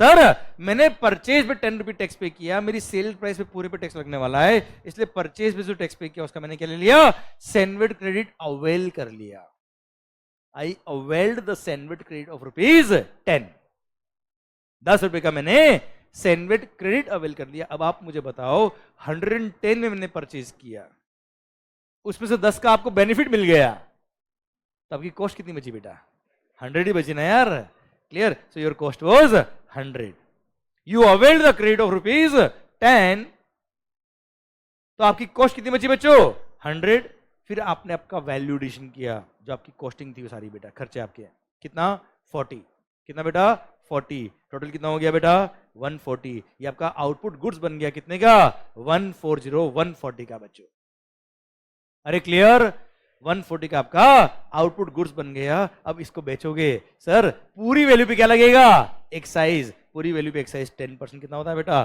14, अल्टीमेटली 154। अच्छा कस्टमर को बिल बनाया कितने का, पूरे 154 का, जिसमें 14 रुपी क्या था टैक्स, उसको बता के बताया कि माल की वैल्यू तो 140 है, 10% इसमें टैक्स है 14 रुपी साहब, माल की वैल्यू 150 नहीं है, माल मतलब, हाँ समझ मेरी बात, क्लियर सर। गुड्स कितना बेटा 140, उस पे 10% कितना हो गया बेटा 14, सर 154 मैंने कस्टमर से लिया, अब जो 14 है इनडायरेक्ट टैक्स है बेटा, ये आवाज ही नहीं आ रही सर, क्या मेरी रेवेन्यू है क्या, किसकी रेवेन्यू है, गवर्नमेंट की, तो मैंने आपसे लिया, अब किसको पे करना है, तो गवर्नमेंट को जो पे करने गया कितना पे करना है 14 पे करना है, पर गवर्नमेंट ने मुझे बोला था कि जो 10 रुपी तुमने टैक्स पे किया था उसका हम तुम्हें बेनिफिट दे रहे हैं, बाद में उतना टैक्स कम पे करना, तो जो मैंने क्रेडिट अवेल किया था, जो मेरे पास अवेलेबल था, अब उसको मैंने क्या कर लिया, यूज कर लिया, एक तरह से गवर्नमेंट को याद दिलाया, याद कर गवर्नमेंट 10 रुपी टैक्स पहले पे करना मैंने, हाँ पे किया था, उस क्रेडिट को मैंने क्या कर लिया, यूटिलाइज कर लिया, और बैलेंस कितना बचा बेटा 4, उतना मैंने क्या कर दिया, पे कर दिया। अल्टीमेटली गवर्नमेंट को टैक्स मिला कितना, 14 कैसे मिला बेटा, मैंने तो 4 ही पे किया, 10 मैंने उस मैन्युफैक्चरर को पे किया था, उसने गवर्नमेंट को पे किया होगा सर, तो गवर्नमेंट को 10 रुपी वहां मिल गए, 4 यहां मिल गए, अल्टीमेटली कितना मिल गया सर, यस या नो। अब जब मोबाइल आप परचेज करोगे 15,000 14,000 का, उस पर जब टैक्स लगेगा कितना 10% कितना होता है बेटा, अब मुझे बताओ ऐसा ही बिल आपने देखा होगा ना बेटा हमेशा, यस या नो, क्लियर, समझे मेरी बात, that's what is called fundamental of sandwich credit, यहां से फंडा आया किसका, सैंडविच क्रेडिट का। अब मेरा क्वेश्चन आपसे ये है, यहां तक पॉइंट समझ में आया कि नहीं आया आपको सर, आवाज नहीं आ रही ओए, पक्का समझ में आया कि नहीं आया सर, 100%, अरे यस या नो, ओके। आइए मालिक, तो अब मुझे बताओ आखिर ये 10 का क्रेडिट क्यों मिला? हाँ जी, हाँ जी, ये परचेज पे 10 रुपये टैक्स पे किया था आपने बेटा, उसका क्रेडिट आपको मिला बेटा? आवाज नहीं आ रही? ओए बताइए, आखिर 10 का क्रेडिट क्यों मिला? हाँ जी, क्योंकि परचेज पे टैक्स पे किया इसलिए क्रेडिट मिला बेटा। हाँ है ना भाई? अरे पक्का? चलो ठीक है, आइए एग्जाम्पल लेते हैं। मान लो आप क्या बनाते हो बेटा? क्या नाम सर आपका? भरत भाई। क्या बनाते हो बेटा आप? वरद, VARD, ओके। वरद भाई क्या बनाते हो बेटा आप? पेन। मार्कर मंगल बनाता बेटा। Clear sir? सर आप क्या बनाते हो बेटा? Pen. And pen is exempt under GST। मान लीजिए सर, पेन पे एक्साइज क्या है? एग्जेम्प्ट, कोई एक्साइज नहीं है। पर पेन बनाने के लिए आपने क्या परचेज किया बेटा? प्लास्टिक। तो प्लास्टिक पे तो एक्साइज एग्जाम नहीं ना है बेटा यार, एग्जाम किस पे बेटा? तो आपने जब इनपुट परचेज किया कितने का? 100 का, उस पे तो एक्साइज पे किया बेटा आपने, टोटल कितना हो गया बेटा? 110। अब सर आपने परचेज किया 110 में, आपके सेल पे कोई एक्साइज नहीं लगने वाला है, है ना भाई? सपोज गवर्नमेंट ने क्रेडिट देने से मना कर दिया, मान लो मना कर दिया, नहीं मिलेगा क्रेडिट, भरत भाई नो क्रेडिट। क्लियर? तो बताइए आपके लिए कॉस्टिंग कितनी होगी बेटा? 110, वही वैल्यूडेशन आपने क्या, सपोज 40 रुपये का ही बेटा, कितना हो गया सेल प्राइस? 150। इस पे कोई एक्साइज नहीं लगता क्योंकि एग्जाम्प्ट है बेटा। बताइए कितने में आपने पेन बेचा मार्केट कस्टमर को? आवाज नहीं आ रही? ओए आप मुझे बताओ, क्या कोई मल्टीपल टैक्स हुआ है? क्या कोई मल्टीपल टैक्स हुआ है? क्या कोई कैस्केडिंग इफेक्ट हुआ है? तो अगर गवर्नमेंट ने क्रेडिट नहीं दी तो क्या गलत किया है? आवाज नहीं आ रही? ओए क्या गवर्नमेंट ने अगर परचेज पे जो टैक्स पे किया उसका क्रेडिट नहीं दिया तो क्या गलत किया है? तो आप तो अभी तो बोल रहे थे कि सर परचेज पे टैक्स पे किया इसलिए क्रेडिट मिलता है, तो परचेज पे टैक्स तो यहां भी पे किया है बेटा, क्या क्रेडिट मिलता है यहाँ पे? I love you but as a friend. वाह वाह बिजू भैया, दर्शन सर क्या क्या सिखाया है इनको। सर विजू भैया ने सिखाया बेटा, ये बड़े बदमाश है यार, 2 बच्चों को फिर भी। सर अब पॉइंट में डैडी ओके सर सुनना बात को ध्यान से। मालिक नहीं, घर पे तो उनको दोनों बच्चे पापा ही बोलते बेटा, तो डैडी मतलब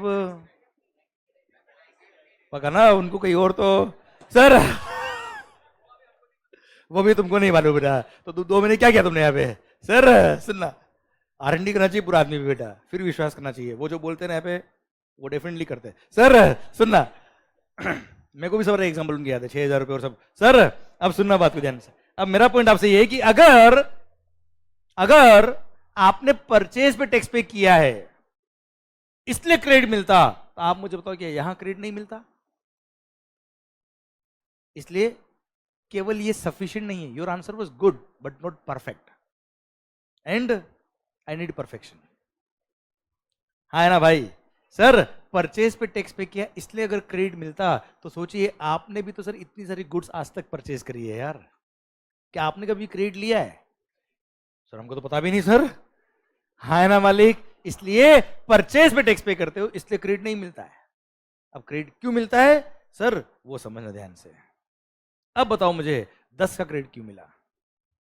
क्योंकि आप उन इनपुट्स को यूज करके जो आउटपुट गुड्स बना रहे हो उस पे वापस से टैक्स लग रहा है, और उस पे टैक्स लग रहा है वो भी पूरी वैल्यू पे लग रहा है। हाँ है ना भाई? विच इंक्लूड्स परचेज वाली वैल्यू ऑल्सो बेटा यार, जिसपे मैंने ऑलरेडी टैक्स पे कर दिया है, और वापस से पूरे 140 इंक्लूडिंग 100 पे टैक्स लग रहा है यार। आवाज हाँ नहीं है ढंग से? वापस से 140 इंक्लूडिंग 100 पे टैक्स लग रहा है। इसलिए to avoid the multiple taxation and cascading effect 10 का क्रेडिट मिला। हाँ है ना भाई? क्लियर? ये है परफेक्शन लाइन। आपने आंसर सही दिया था, गलत नहीं दिया था बेटा, पर वो मजेदार नहीं था। आई थिंक इसमें हर बात कवर होगी बेटा आपकी। अब पता है, अब आप ऐसा समझोगे ना सर, तो आपको ये याद नहीं करना पड़ेगा कि अगर मेरा आउटपुट गुड्स एग्जाम्प्ट है तो मेरे को क्रेडिट नहीं मिलता। क्या याद करना पड़ेगा? क्या याद करना पड़ेगा? क्या अब आपको समझ में आ गया? क्या कि क्रेडिट मिलता ही क्यों आखिर। तो अगर मेरा आउटपुट गुड्स एग्जाम्प्ट है तो क्रेडिट मिलना चाहिए क्या, मैं ये सिखाता हूं बेटा। और लोग ये याद करते कि एग्जाम्प्ट है तो क्रेडिट नहीं मिलता है। बर्डन बढ़ता नहीं है, अगर समझते तो बर्डन हमेशा कम होता है। और याद करते हो ना सर, तो ऐसा लगता है कि कितना याद करेंगे जीवन में। हाँ है ना भाई, समझे मेरी बात? Clear sir? अब आप मुझे बताओ, मैं ये चाहता हूं कि आप बिल्कुल हर टॉपिक का इन डेप्थ, जड़ जो होती है ना सर उसकी बिल्कुल रूट को पकड़ ले बेटा आप। तो आगे क्या हो रहा है, क्यों हो रहा है, वो अपने आप समझ में आएगा सर। और लोगों का एक एक दिन खराब हो जाता है किसमें, ये समझाने में कि अगर आउटपुट गुड्स एग्जाम्प्ट है तो क्रेडिट नहीं मिलता है। मैंने तो समझा ही दिया कि क्रेडिट मिलता ही क्यों है। हाँ है ना भाई, बताओ मुझे 10 का क्रेडिट क्यों मिला, एक बार पूरा बोल दो वापस से बेटा मैं। आखिर ये 10 का क्रेडिट क्यों मिला, क्योंकि सर टैक्स जो लग रहा है वो पूरे 140 पे लग रहा है, विच इंक्लूड्स 100। आपको हूं या अच्छा एक बात और, यस बोलने में क्या कई बार यार प्रेशर पड़ता होगा बेटा आपको, है ना? तो हूं चलोगे, चलेगा मेरे को भी, हूं भी चलेगा। ओके वाला नहीं बेटा, ओके सर, ओके वापस है वापस है वापस है। अगर सर वापस बात कर रहे हैं क्या, 10 का क्रेडिट क्यों मिला, क्योंकि टैक्स जो लग रहा है वो पूरे 140 पे लग रहा है, which includes 100 on which we have already paid the tax. We have already paid the tax, और वापस से पूरे 140 इंक्लूडिंग 100 पे टैक्स लग रहा है यार। इस 140 में 100 इंक्लूड है यार, तो मल्टीपल टैक्स हो जाएगा यार। अगर पूरे पे टैक्स लगे तो कैस्केडिंग इफेक्ट हो जाएगा साहब। इसलिए to avoid the multiple taxation and cascading effect 10 का क्रेडिट मिला। हाँ है ना सर? अच्छा चलिए बताओ मुझे, यहां क्रेडिट क्यों नहीं मिला बेटा, यहां क्रेडिट क्यों नहीं मिला सर? क्या यहां क्रेडिट मिलना चाहिए क्या सर? क्यों नहीं मिलना चाहिए? क्योंकि यहां पे सेल पे टैक्स लग तो रहा है, but only on the amount of value addition. उस पूरे 140 पे टैक्स नहीं लग रहा सर यहाँ पे, वो जो 100 था उस पे टैक्स नहीं लग रहा, तो क्रेडिट भी किस बात का यार।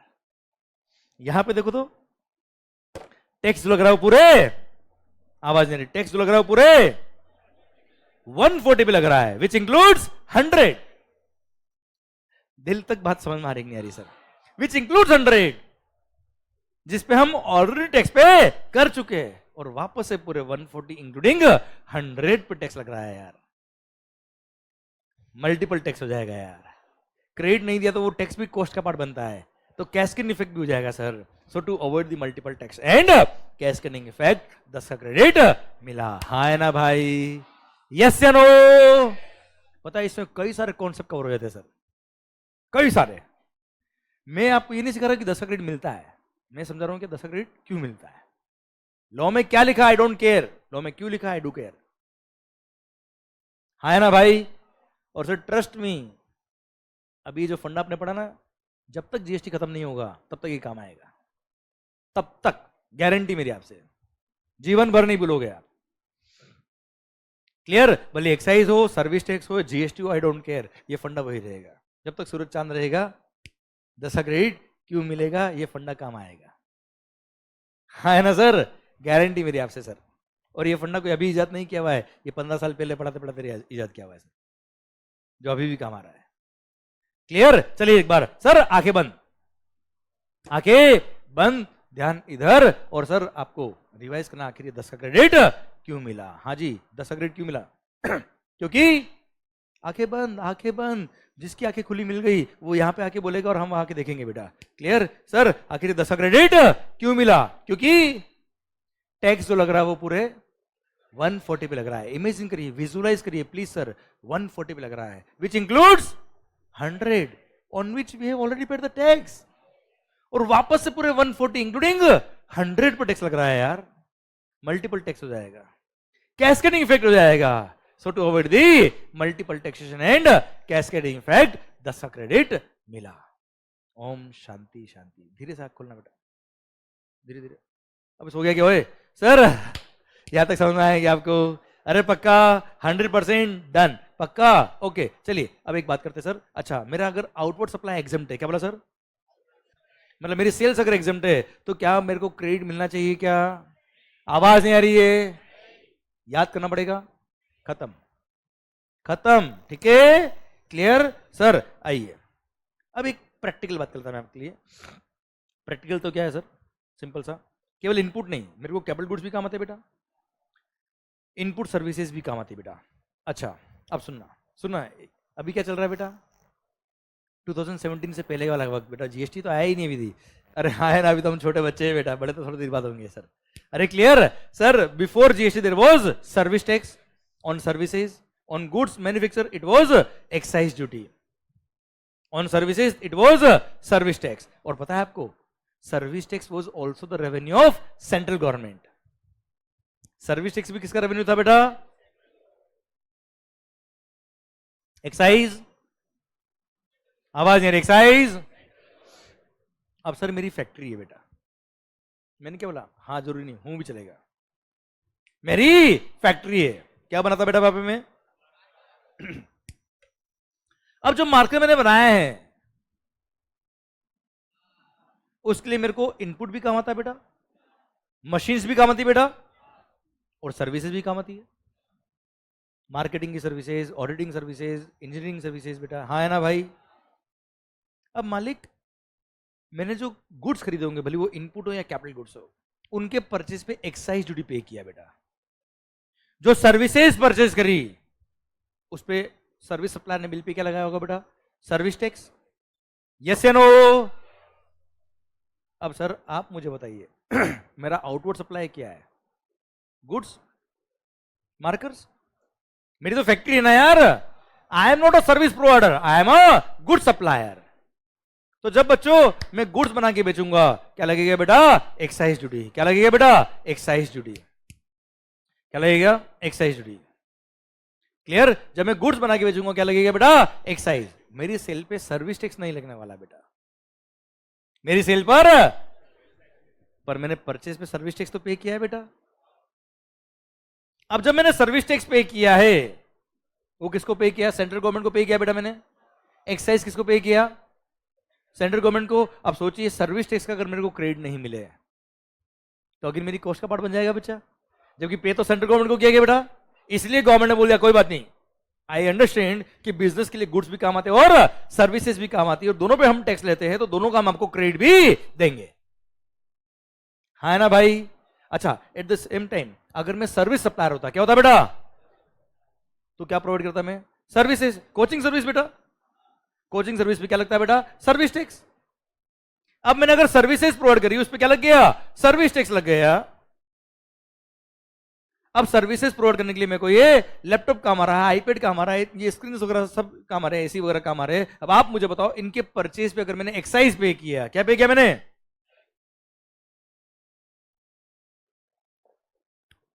और मेरी सेल पे क्या लग रहा है बेटा,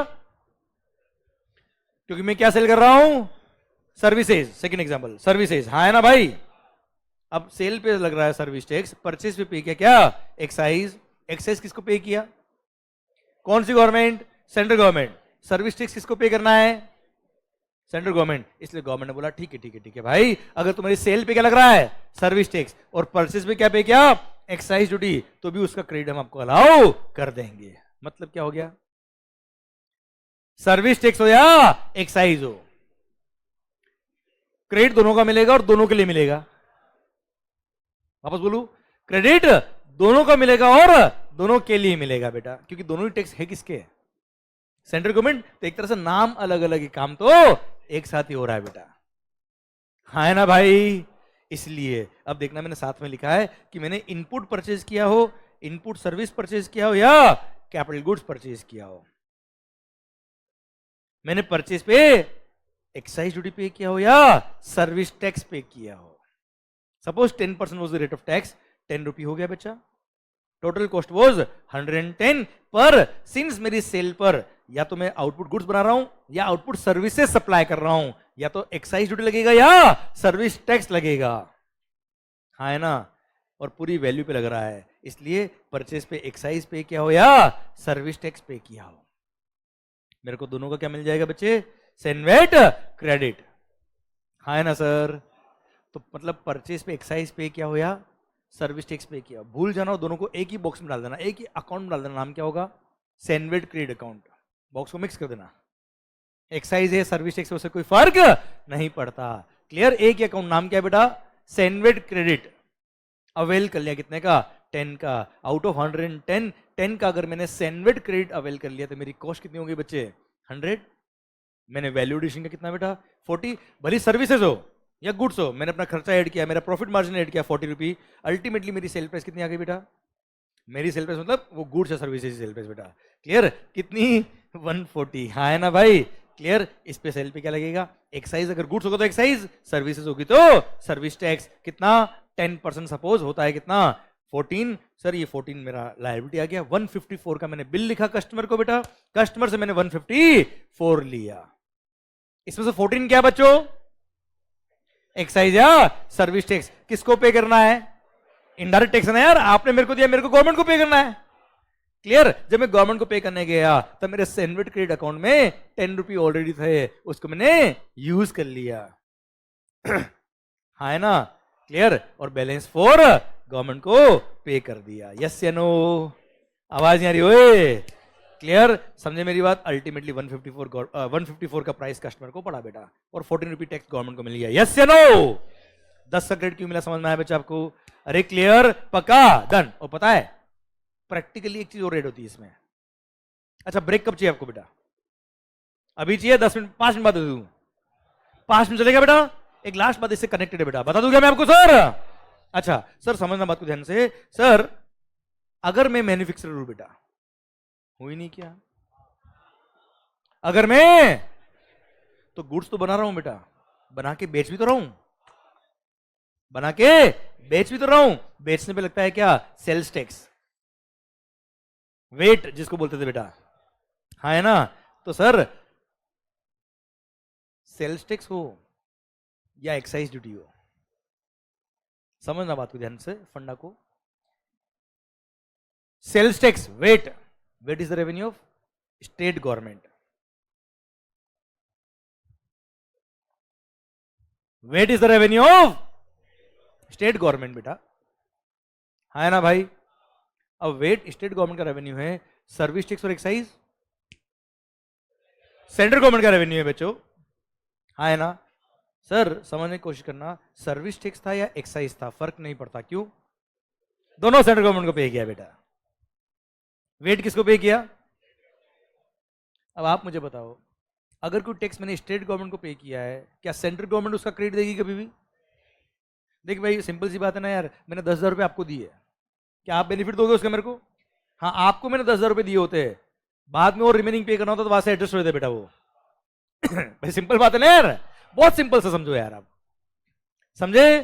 क्लियर? अब यहां पे VAT is the revenue of state government, excise and service tax was the revenue of, तो इसलिए एक्साइज और सर्विस टैक्स मैंने ऑब्लिक करके लिख दिया एक साथ।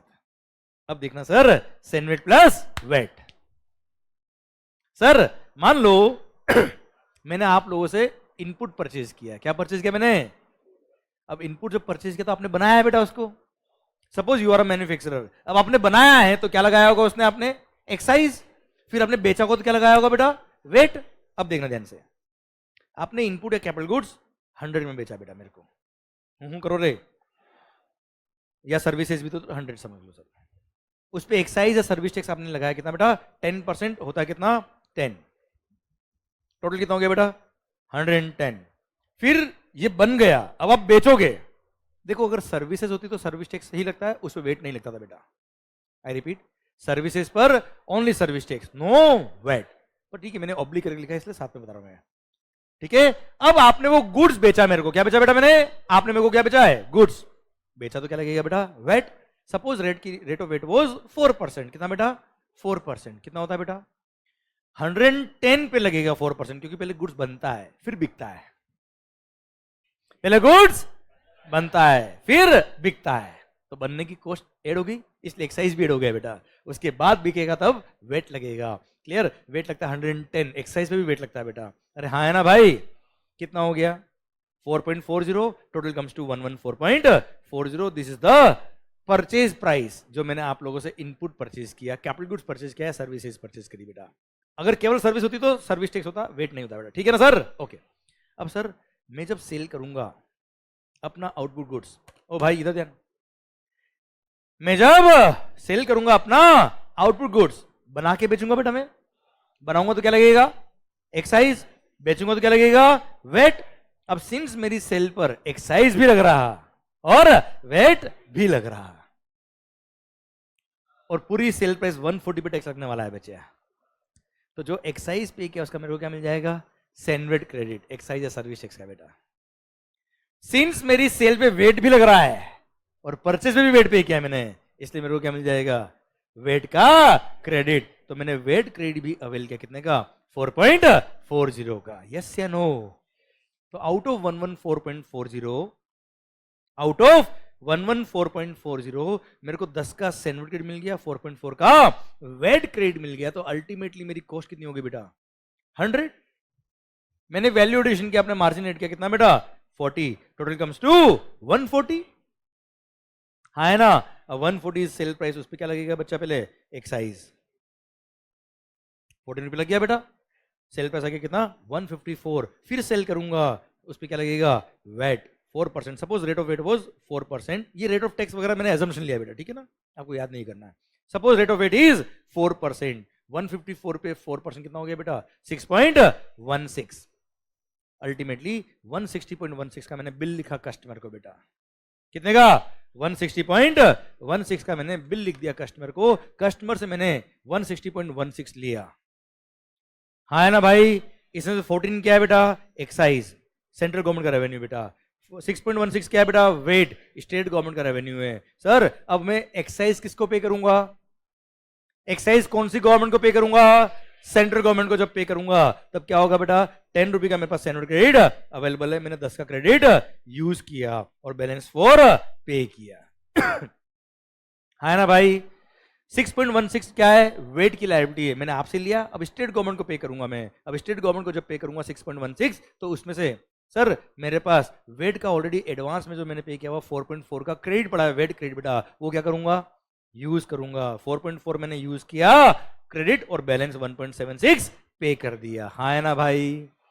क्लियर, समझे मेरी बात। स्टेट गवर्नमेंट को अपना टैक्स मिल गया, सेंट्रल गवर्नमेंट को अपना टैक्स मिल गया, कस्टमर को गुड्स मिल गया, ना कोई मल्टीपल टैक्स हुआ, ना कोई कैस्केडिंग इफेक्ट हुआ। भारत माता की जय। समझ में आया बेटा। चलिए मेरा क्वेश्चन आपसे एक है बेटा, पूछ लूं क्या है, बताओ आखिर ये, सोचो क्या होगा, आखिर ये 4.4 का वेट क्रेडिट क्यों मिला बेटा। हाँ जी, मेरा क्वेश्चन क्या है, आखिर 4.4 का वेट क्रेडिट क्यों मिला, जल्दी बोलो। क्योंकि टैक्स तो लग रहा हो पूरे, बोलो, आई वॉन्ट विथ फिगर्स। बताओ 4.4 का वेट क्रेडिट क्यों मिला सर, क्योंकि टैक्स लग रहा है पूरे 140, सर टैक्स लग रहा है पूरे 154 पे लग रहा है, विच इंक्लूड 110, जिस पे हम ऑलरेडी टैक्स पे कर चुके हैं 4.4 का बेटा, हाँ है ना बेटा। और वापस से पूरे 154 इंक्लूडिंग 110 पे वेट लग रहा है। So to avoid the multiple taxation and cascading effect 4.4 का वेट क्रेडिट मिला, हाँ है ना भाई, हाँ है ना भाई। क्लियर, समझे मेरी बात। तो आपने अगर नोट किया हो तो फंडामेंटल की अगर मैं बात करूं तो सैनवेट हो या वेट हो, एब्सोल्युटली सेम। देखो ना यार, VAT CENVAT, CENVAT means central government का वेट, वेट मतलब स्टेट गवर्नमेंट का वेट बेटा, हाँ है ना भाई। फंडामेंटल इज एब्सोल्युटली सेम, बस फर्क क्या है बेटा, ये सेंट्रल गवर्नमेंट का टैक्स है, ये स्टेट गवर्नमेंट का टैक्स है। अच्छा मुझे बताओ, चलो एक चीज और, क्या सैनवेट क्रेडिट वेट में काम आ सकती है क्या, आवाज नहीं आ रही, क्या सैनवेट क्रेडिट वेट में काम आ सकती है क्या, क्या वेट क्रेडिट सैनवेट में काम आ सकती है क्या, नहीं। क्लियर, क्योंकि फंडा आपको समझ में आ गया, मैंने नहीं बताया आंसर, आपने बताया मुझे, हाँ है ना भाई। चलिए एक क्वेश्चन लास्ट मेरा और है सर आपसे, एक क्वेश्चन लास्ट और, मान लो, पक्का बताओगे आंसर, 10 का क्रेडिट क्यों मिला समझ में आ गया, 4.4 का वेट क्रेडिट क्यों मिला समझ में आ गया बेटा आपको। एक लास्ट बात और बताइए मेरे को आप, मान लो मैंने परचेज पे एक्साइज भी पे किया, परचेज पे वेट भी पे किया, पर मैं जो सेल करता हूं ना बेटा उस पे केवल एक्साइज लगता है, वेट एग्जेम्प्ट है सर। वेट क्या है, एग्जेम्प्ट, एक्साइज लगता है बेटा, बताओ क्या होगा, 10 का क्रेडिट मिलेगा पर 4.4 का वेट क्रेडिट वो मेरी कॉस्ट का पार्ट बन जाएगा बेटा। मतलब मेरी कॉस्ट हो जाएगी इसमें 104.40 बेटा। हाँ है ना भाई, 104.40 मेरी कॉस्ट हो जाएगी इस केस में बेटा। यस या नो?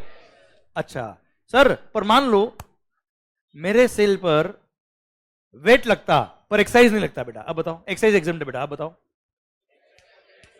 वेट का क्रेडिट मिलता पर एक्साइज का क्रेडिट नहीं मिलता, वो मेरी कॉस्ट का पार्ट बन जाता। मेरी कॉस्ट होती 110। यस या नो? अच्छा मेरी सेल पे दोनों टैक्स लगते हैं बेटा, तो दोनों को क्रेडिट मिलेगा। दोनों में से एक लगता है तो एक का मिलेगा, एक का। अच्छा दोनों में से कुछ भी नहीं लगता तो मतलब परचेज पे टैक्स पे के इसलिए क्रेडिट नहीं मिलता यार। हाँ है ना यार, मेरी बात यहां तक पहुंच गई है बेटा, आपको आवाज नहीं आ रही? ओए चलो मान लो मैं एक सर्विस प्रोवाइडर बेटा। कौन बेटा? मैं क्या करता हूं बेटा? मैं सर्विस प्रोवाइड करता हूं। सर्विसेज पे क्या लगता है बेटा? Service tax. हाँ है ना बेटा? सर्विसेज प्रोवाइड करने के लिए मैंने एसी परचेज किया, लैपटॉप परचेज किया सर, उसके परचेज पे एक्साइज पे किया, बताओ क्रेडिट मिलेगा कि नहीं मिलेगा? सर्विसेज प्रोवाइड करने के लिए मैंने मार्केटिंग सर्विसेज ली, उस पर सर्विस टैक्स पे किया, बताओ क्रेडिट मिलेगा कि नहीं मिलेगा? मैंने जब एसी परचेज किया, लैपटॉप परचेज किया, उस पर वेट भी पे किया। क्या पे किया बेटा? वेट, क्योंकि जब शोरूम से खरीदा होगा बेटा उसने बिल पे वेट लगा दिया होगा बेटा। क्लियर? अब मेरी आउटपुट क्या है बेटा? सर्विसेज। सर्विसेज भी क्या लगता है बेटा? सर्विस टैक्स, सेंट्रल गवर्नमेंट का रेवेन्यू बेटा। मैंने परचेज में वेट पे किया हुआ बेटा, बताओ क्रेडिट मिलेगा कि नहीं मिलेगा बेटा? आवाज नहीं आ रही? ओए 100% नहीं मिलेगा। कारण क्या है आपको पता है? 4.4 का वेट क्रेडिट क्यों मिला बेटा? आपका फंडा क्लियर है कि 10 का क्रेडिट क्यों मिला बेटा? परचेज पे टैक्स पे किया इसलिए क्रेडिट, इसलिए सर्विस प्रोवाइडर को वेट का क्रेडिट नहीं मिलता था, क्योंकि उनकी सेल पे वेट था ही नहीं बच्चों। हाँ है ना भाई? क्लियर? समझे मेरी बात? आपको फंडा समझ में आ गया कि आखिर 10 का क्रेडिट क्यों मिला? यस या नो? अरे क्लियर? डन। अब ये जो मैंने लास्ट में बात छेड़ दी ना आपके सामने कि सर्विस प्रोवाइडर को वेट का क्रेडिट, तो उनकी कॉस्ट का पार्ट बनता था बेटा। ये दुख था बेटा पहले, वन ऑफ द दुख जिसकी वजह से जीएसटी लाना पड़ा। अब मैं दुख पे आऊंगा ब्रेक के बाद, समझे? तब आपको समझ में आएगा कि जीएसटी क्यों आया। अब तक तो मैंने बताया कि सुख कि क्रेडिट क्या होता है, अब दुख पे आएंगे हम। अब तो मैंने फंडा समझाया, अब इस फंडा होने के बावजूद क्या दुख था बेटा, उस पे आएंगे तब जाके क्या आएगा आपके सामने? Goods and services tax. I hope you got the entire point बच्चों। क्लियर? यहां तक फंडा आपका समझ में आया? मिलते हैं छोटे से ब्रेक के बाद and then will continue with the continuing session बेटा। यस या नो? फंडामेंटल क्लियर है बेटा? क्लियर? बात मेरी पूरी समझ में आ रही है आपको बच्चों? हाँ है ना भाई? ये जो क्लास नोट्स मैंने यहाँ लिखे हैं ये मैं आपको डेली बेस पे शेयर कर दूंगा बच्चों। आपको लिखना है तो आप लिखे, नहीं तो मैं इसका पीडीएफ आपके साथ शेयर कर दूंगा अपने टेलीग्राम ग्रुप में बेटा। क्लियर? टेलीग्राम ग्रुप अपना हैकाथॉन एकेडमी का भी है, एक आईडीटी बाय यशवंत मंगल भी है सीए इंटर के लिए, वहां पे भी आप ज्वाइन कर सकते हो। हैकाथॉन वाला भी यही है बेटा, दोनों जगह मैं शेयर कर दूंगा बच्चा आप लोगों के लिए। ओके? और जो गूगल ड्राइव ऑनलाइन लेक्चर ले रहे हैं उनके लिए गूगल ड्राइव पे भी मैं ये पीडीएफ शेयर कर दूंगा बच्चों। हाँ है ना भाई? क्लियर? लैंग्वेज समझ में आ रही है आपको मेरी? ठीक है? फिर भी मैं कहता हूँ कि एक दो लेक्चर लगते हैं सर और भी अच्छा सिंक्रोनाइज रहेगा, फिर तो क्या मैं इशारा भी करूंगा ना आपको समझ में आ जाएगा मैं क्या बोलना चाह रहा हूँ आपको। ठीक है? अभी तो क्या लैंग्वेज समझ में आ रही बेटा? हाँ है ना भाई? क्लियर? चलिए सरकार मिलते हैं ब्रेक के बाद। Thank you so much. I hope you enjoyed the lecture बेटा। Thank you.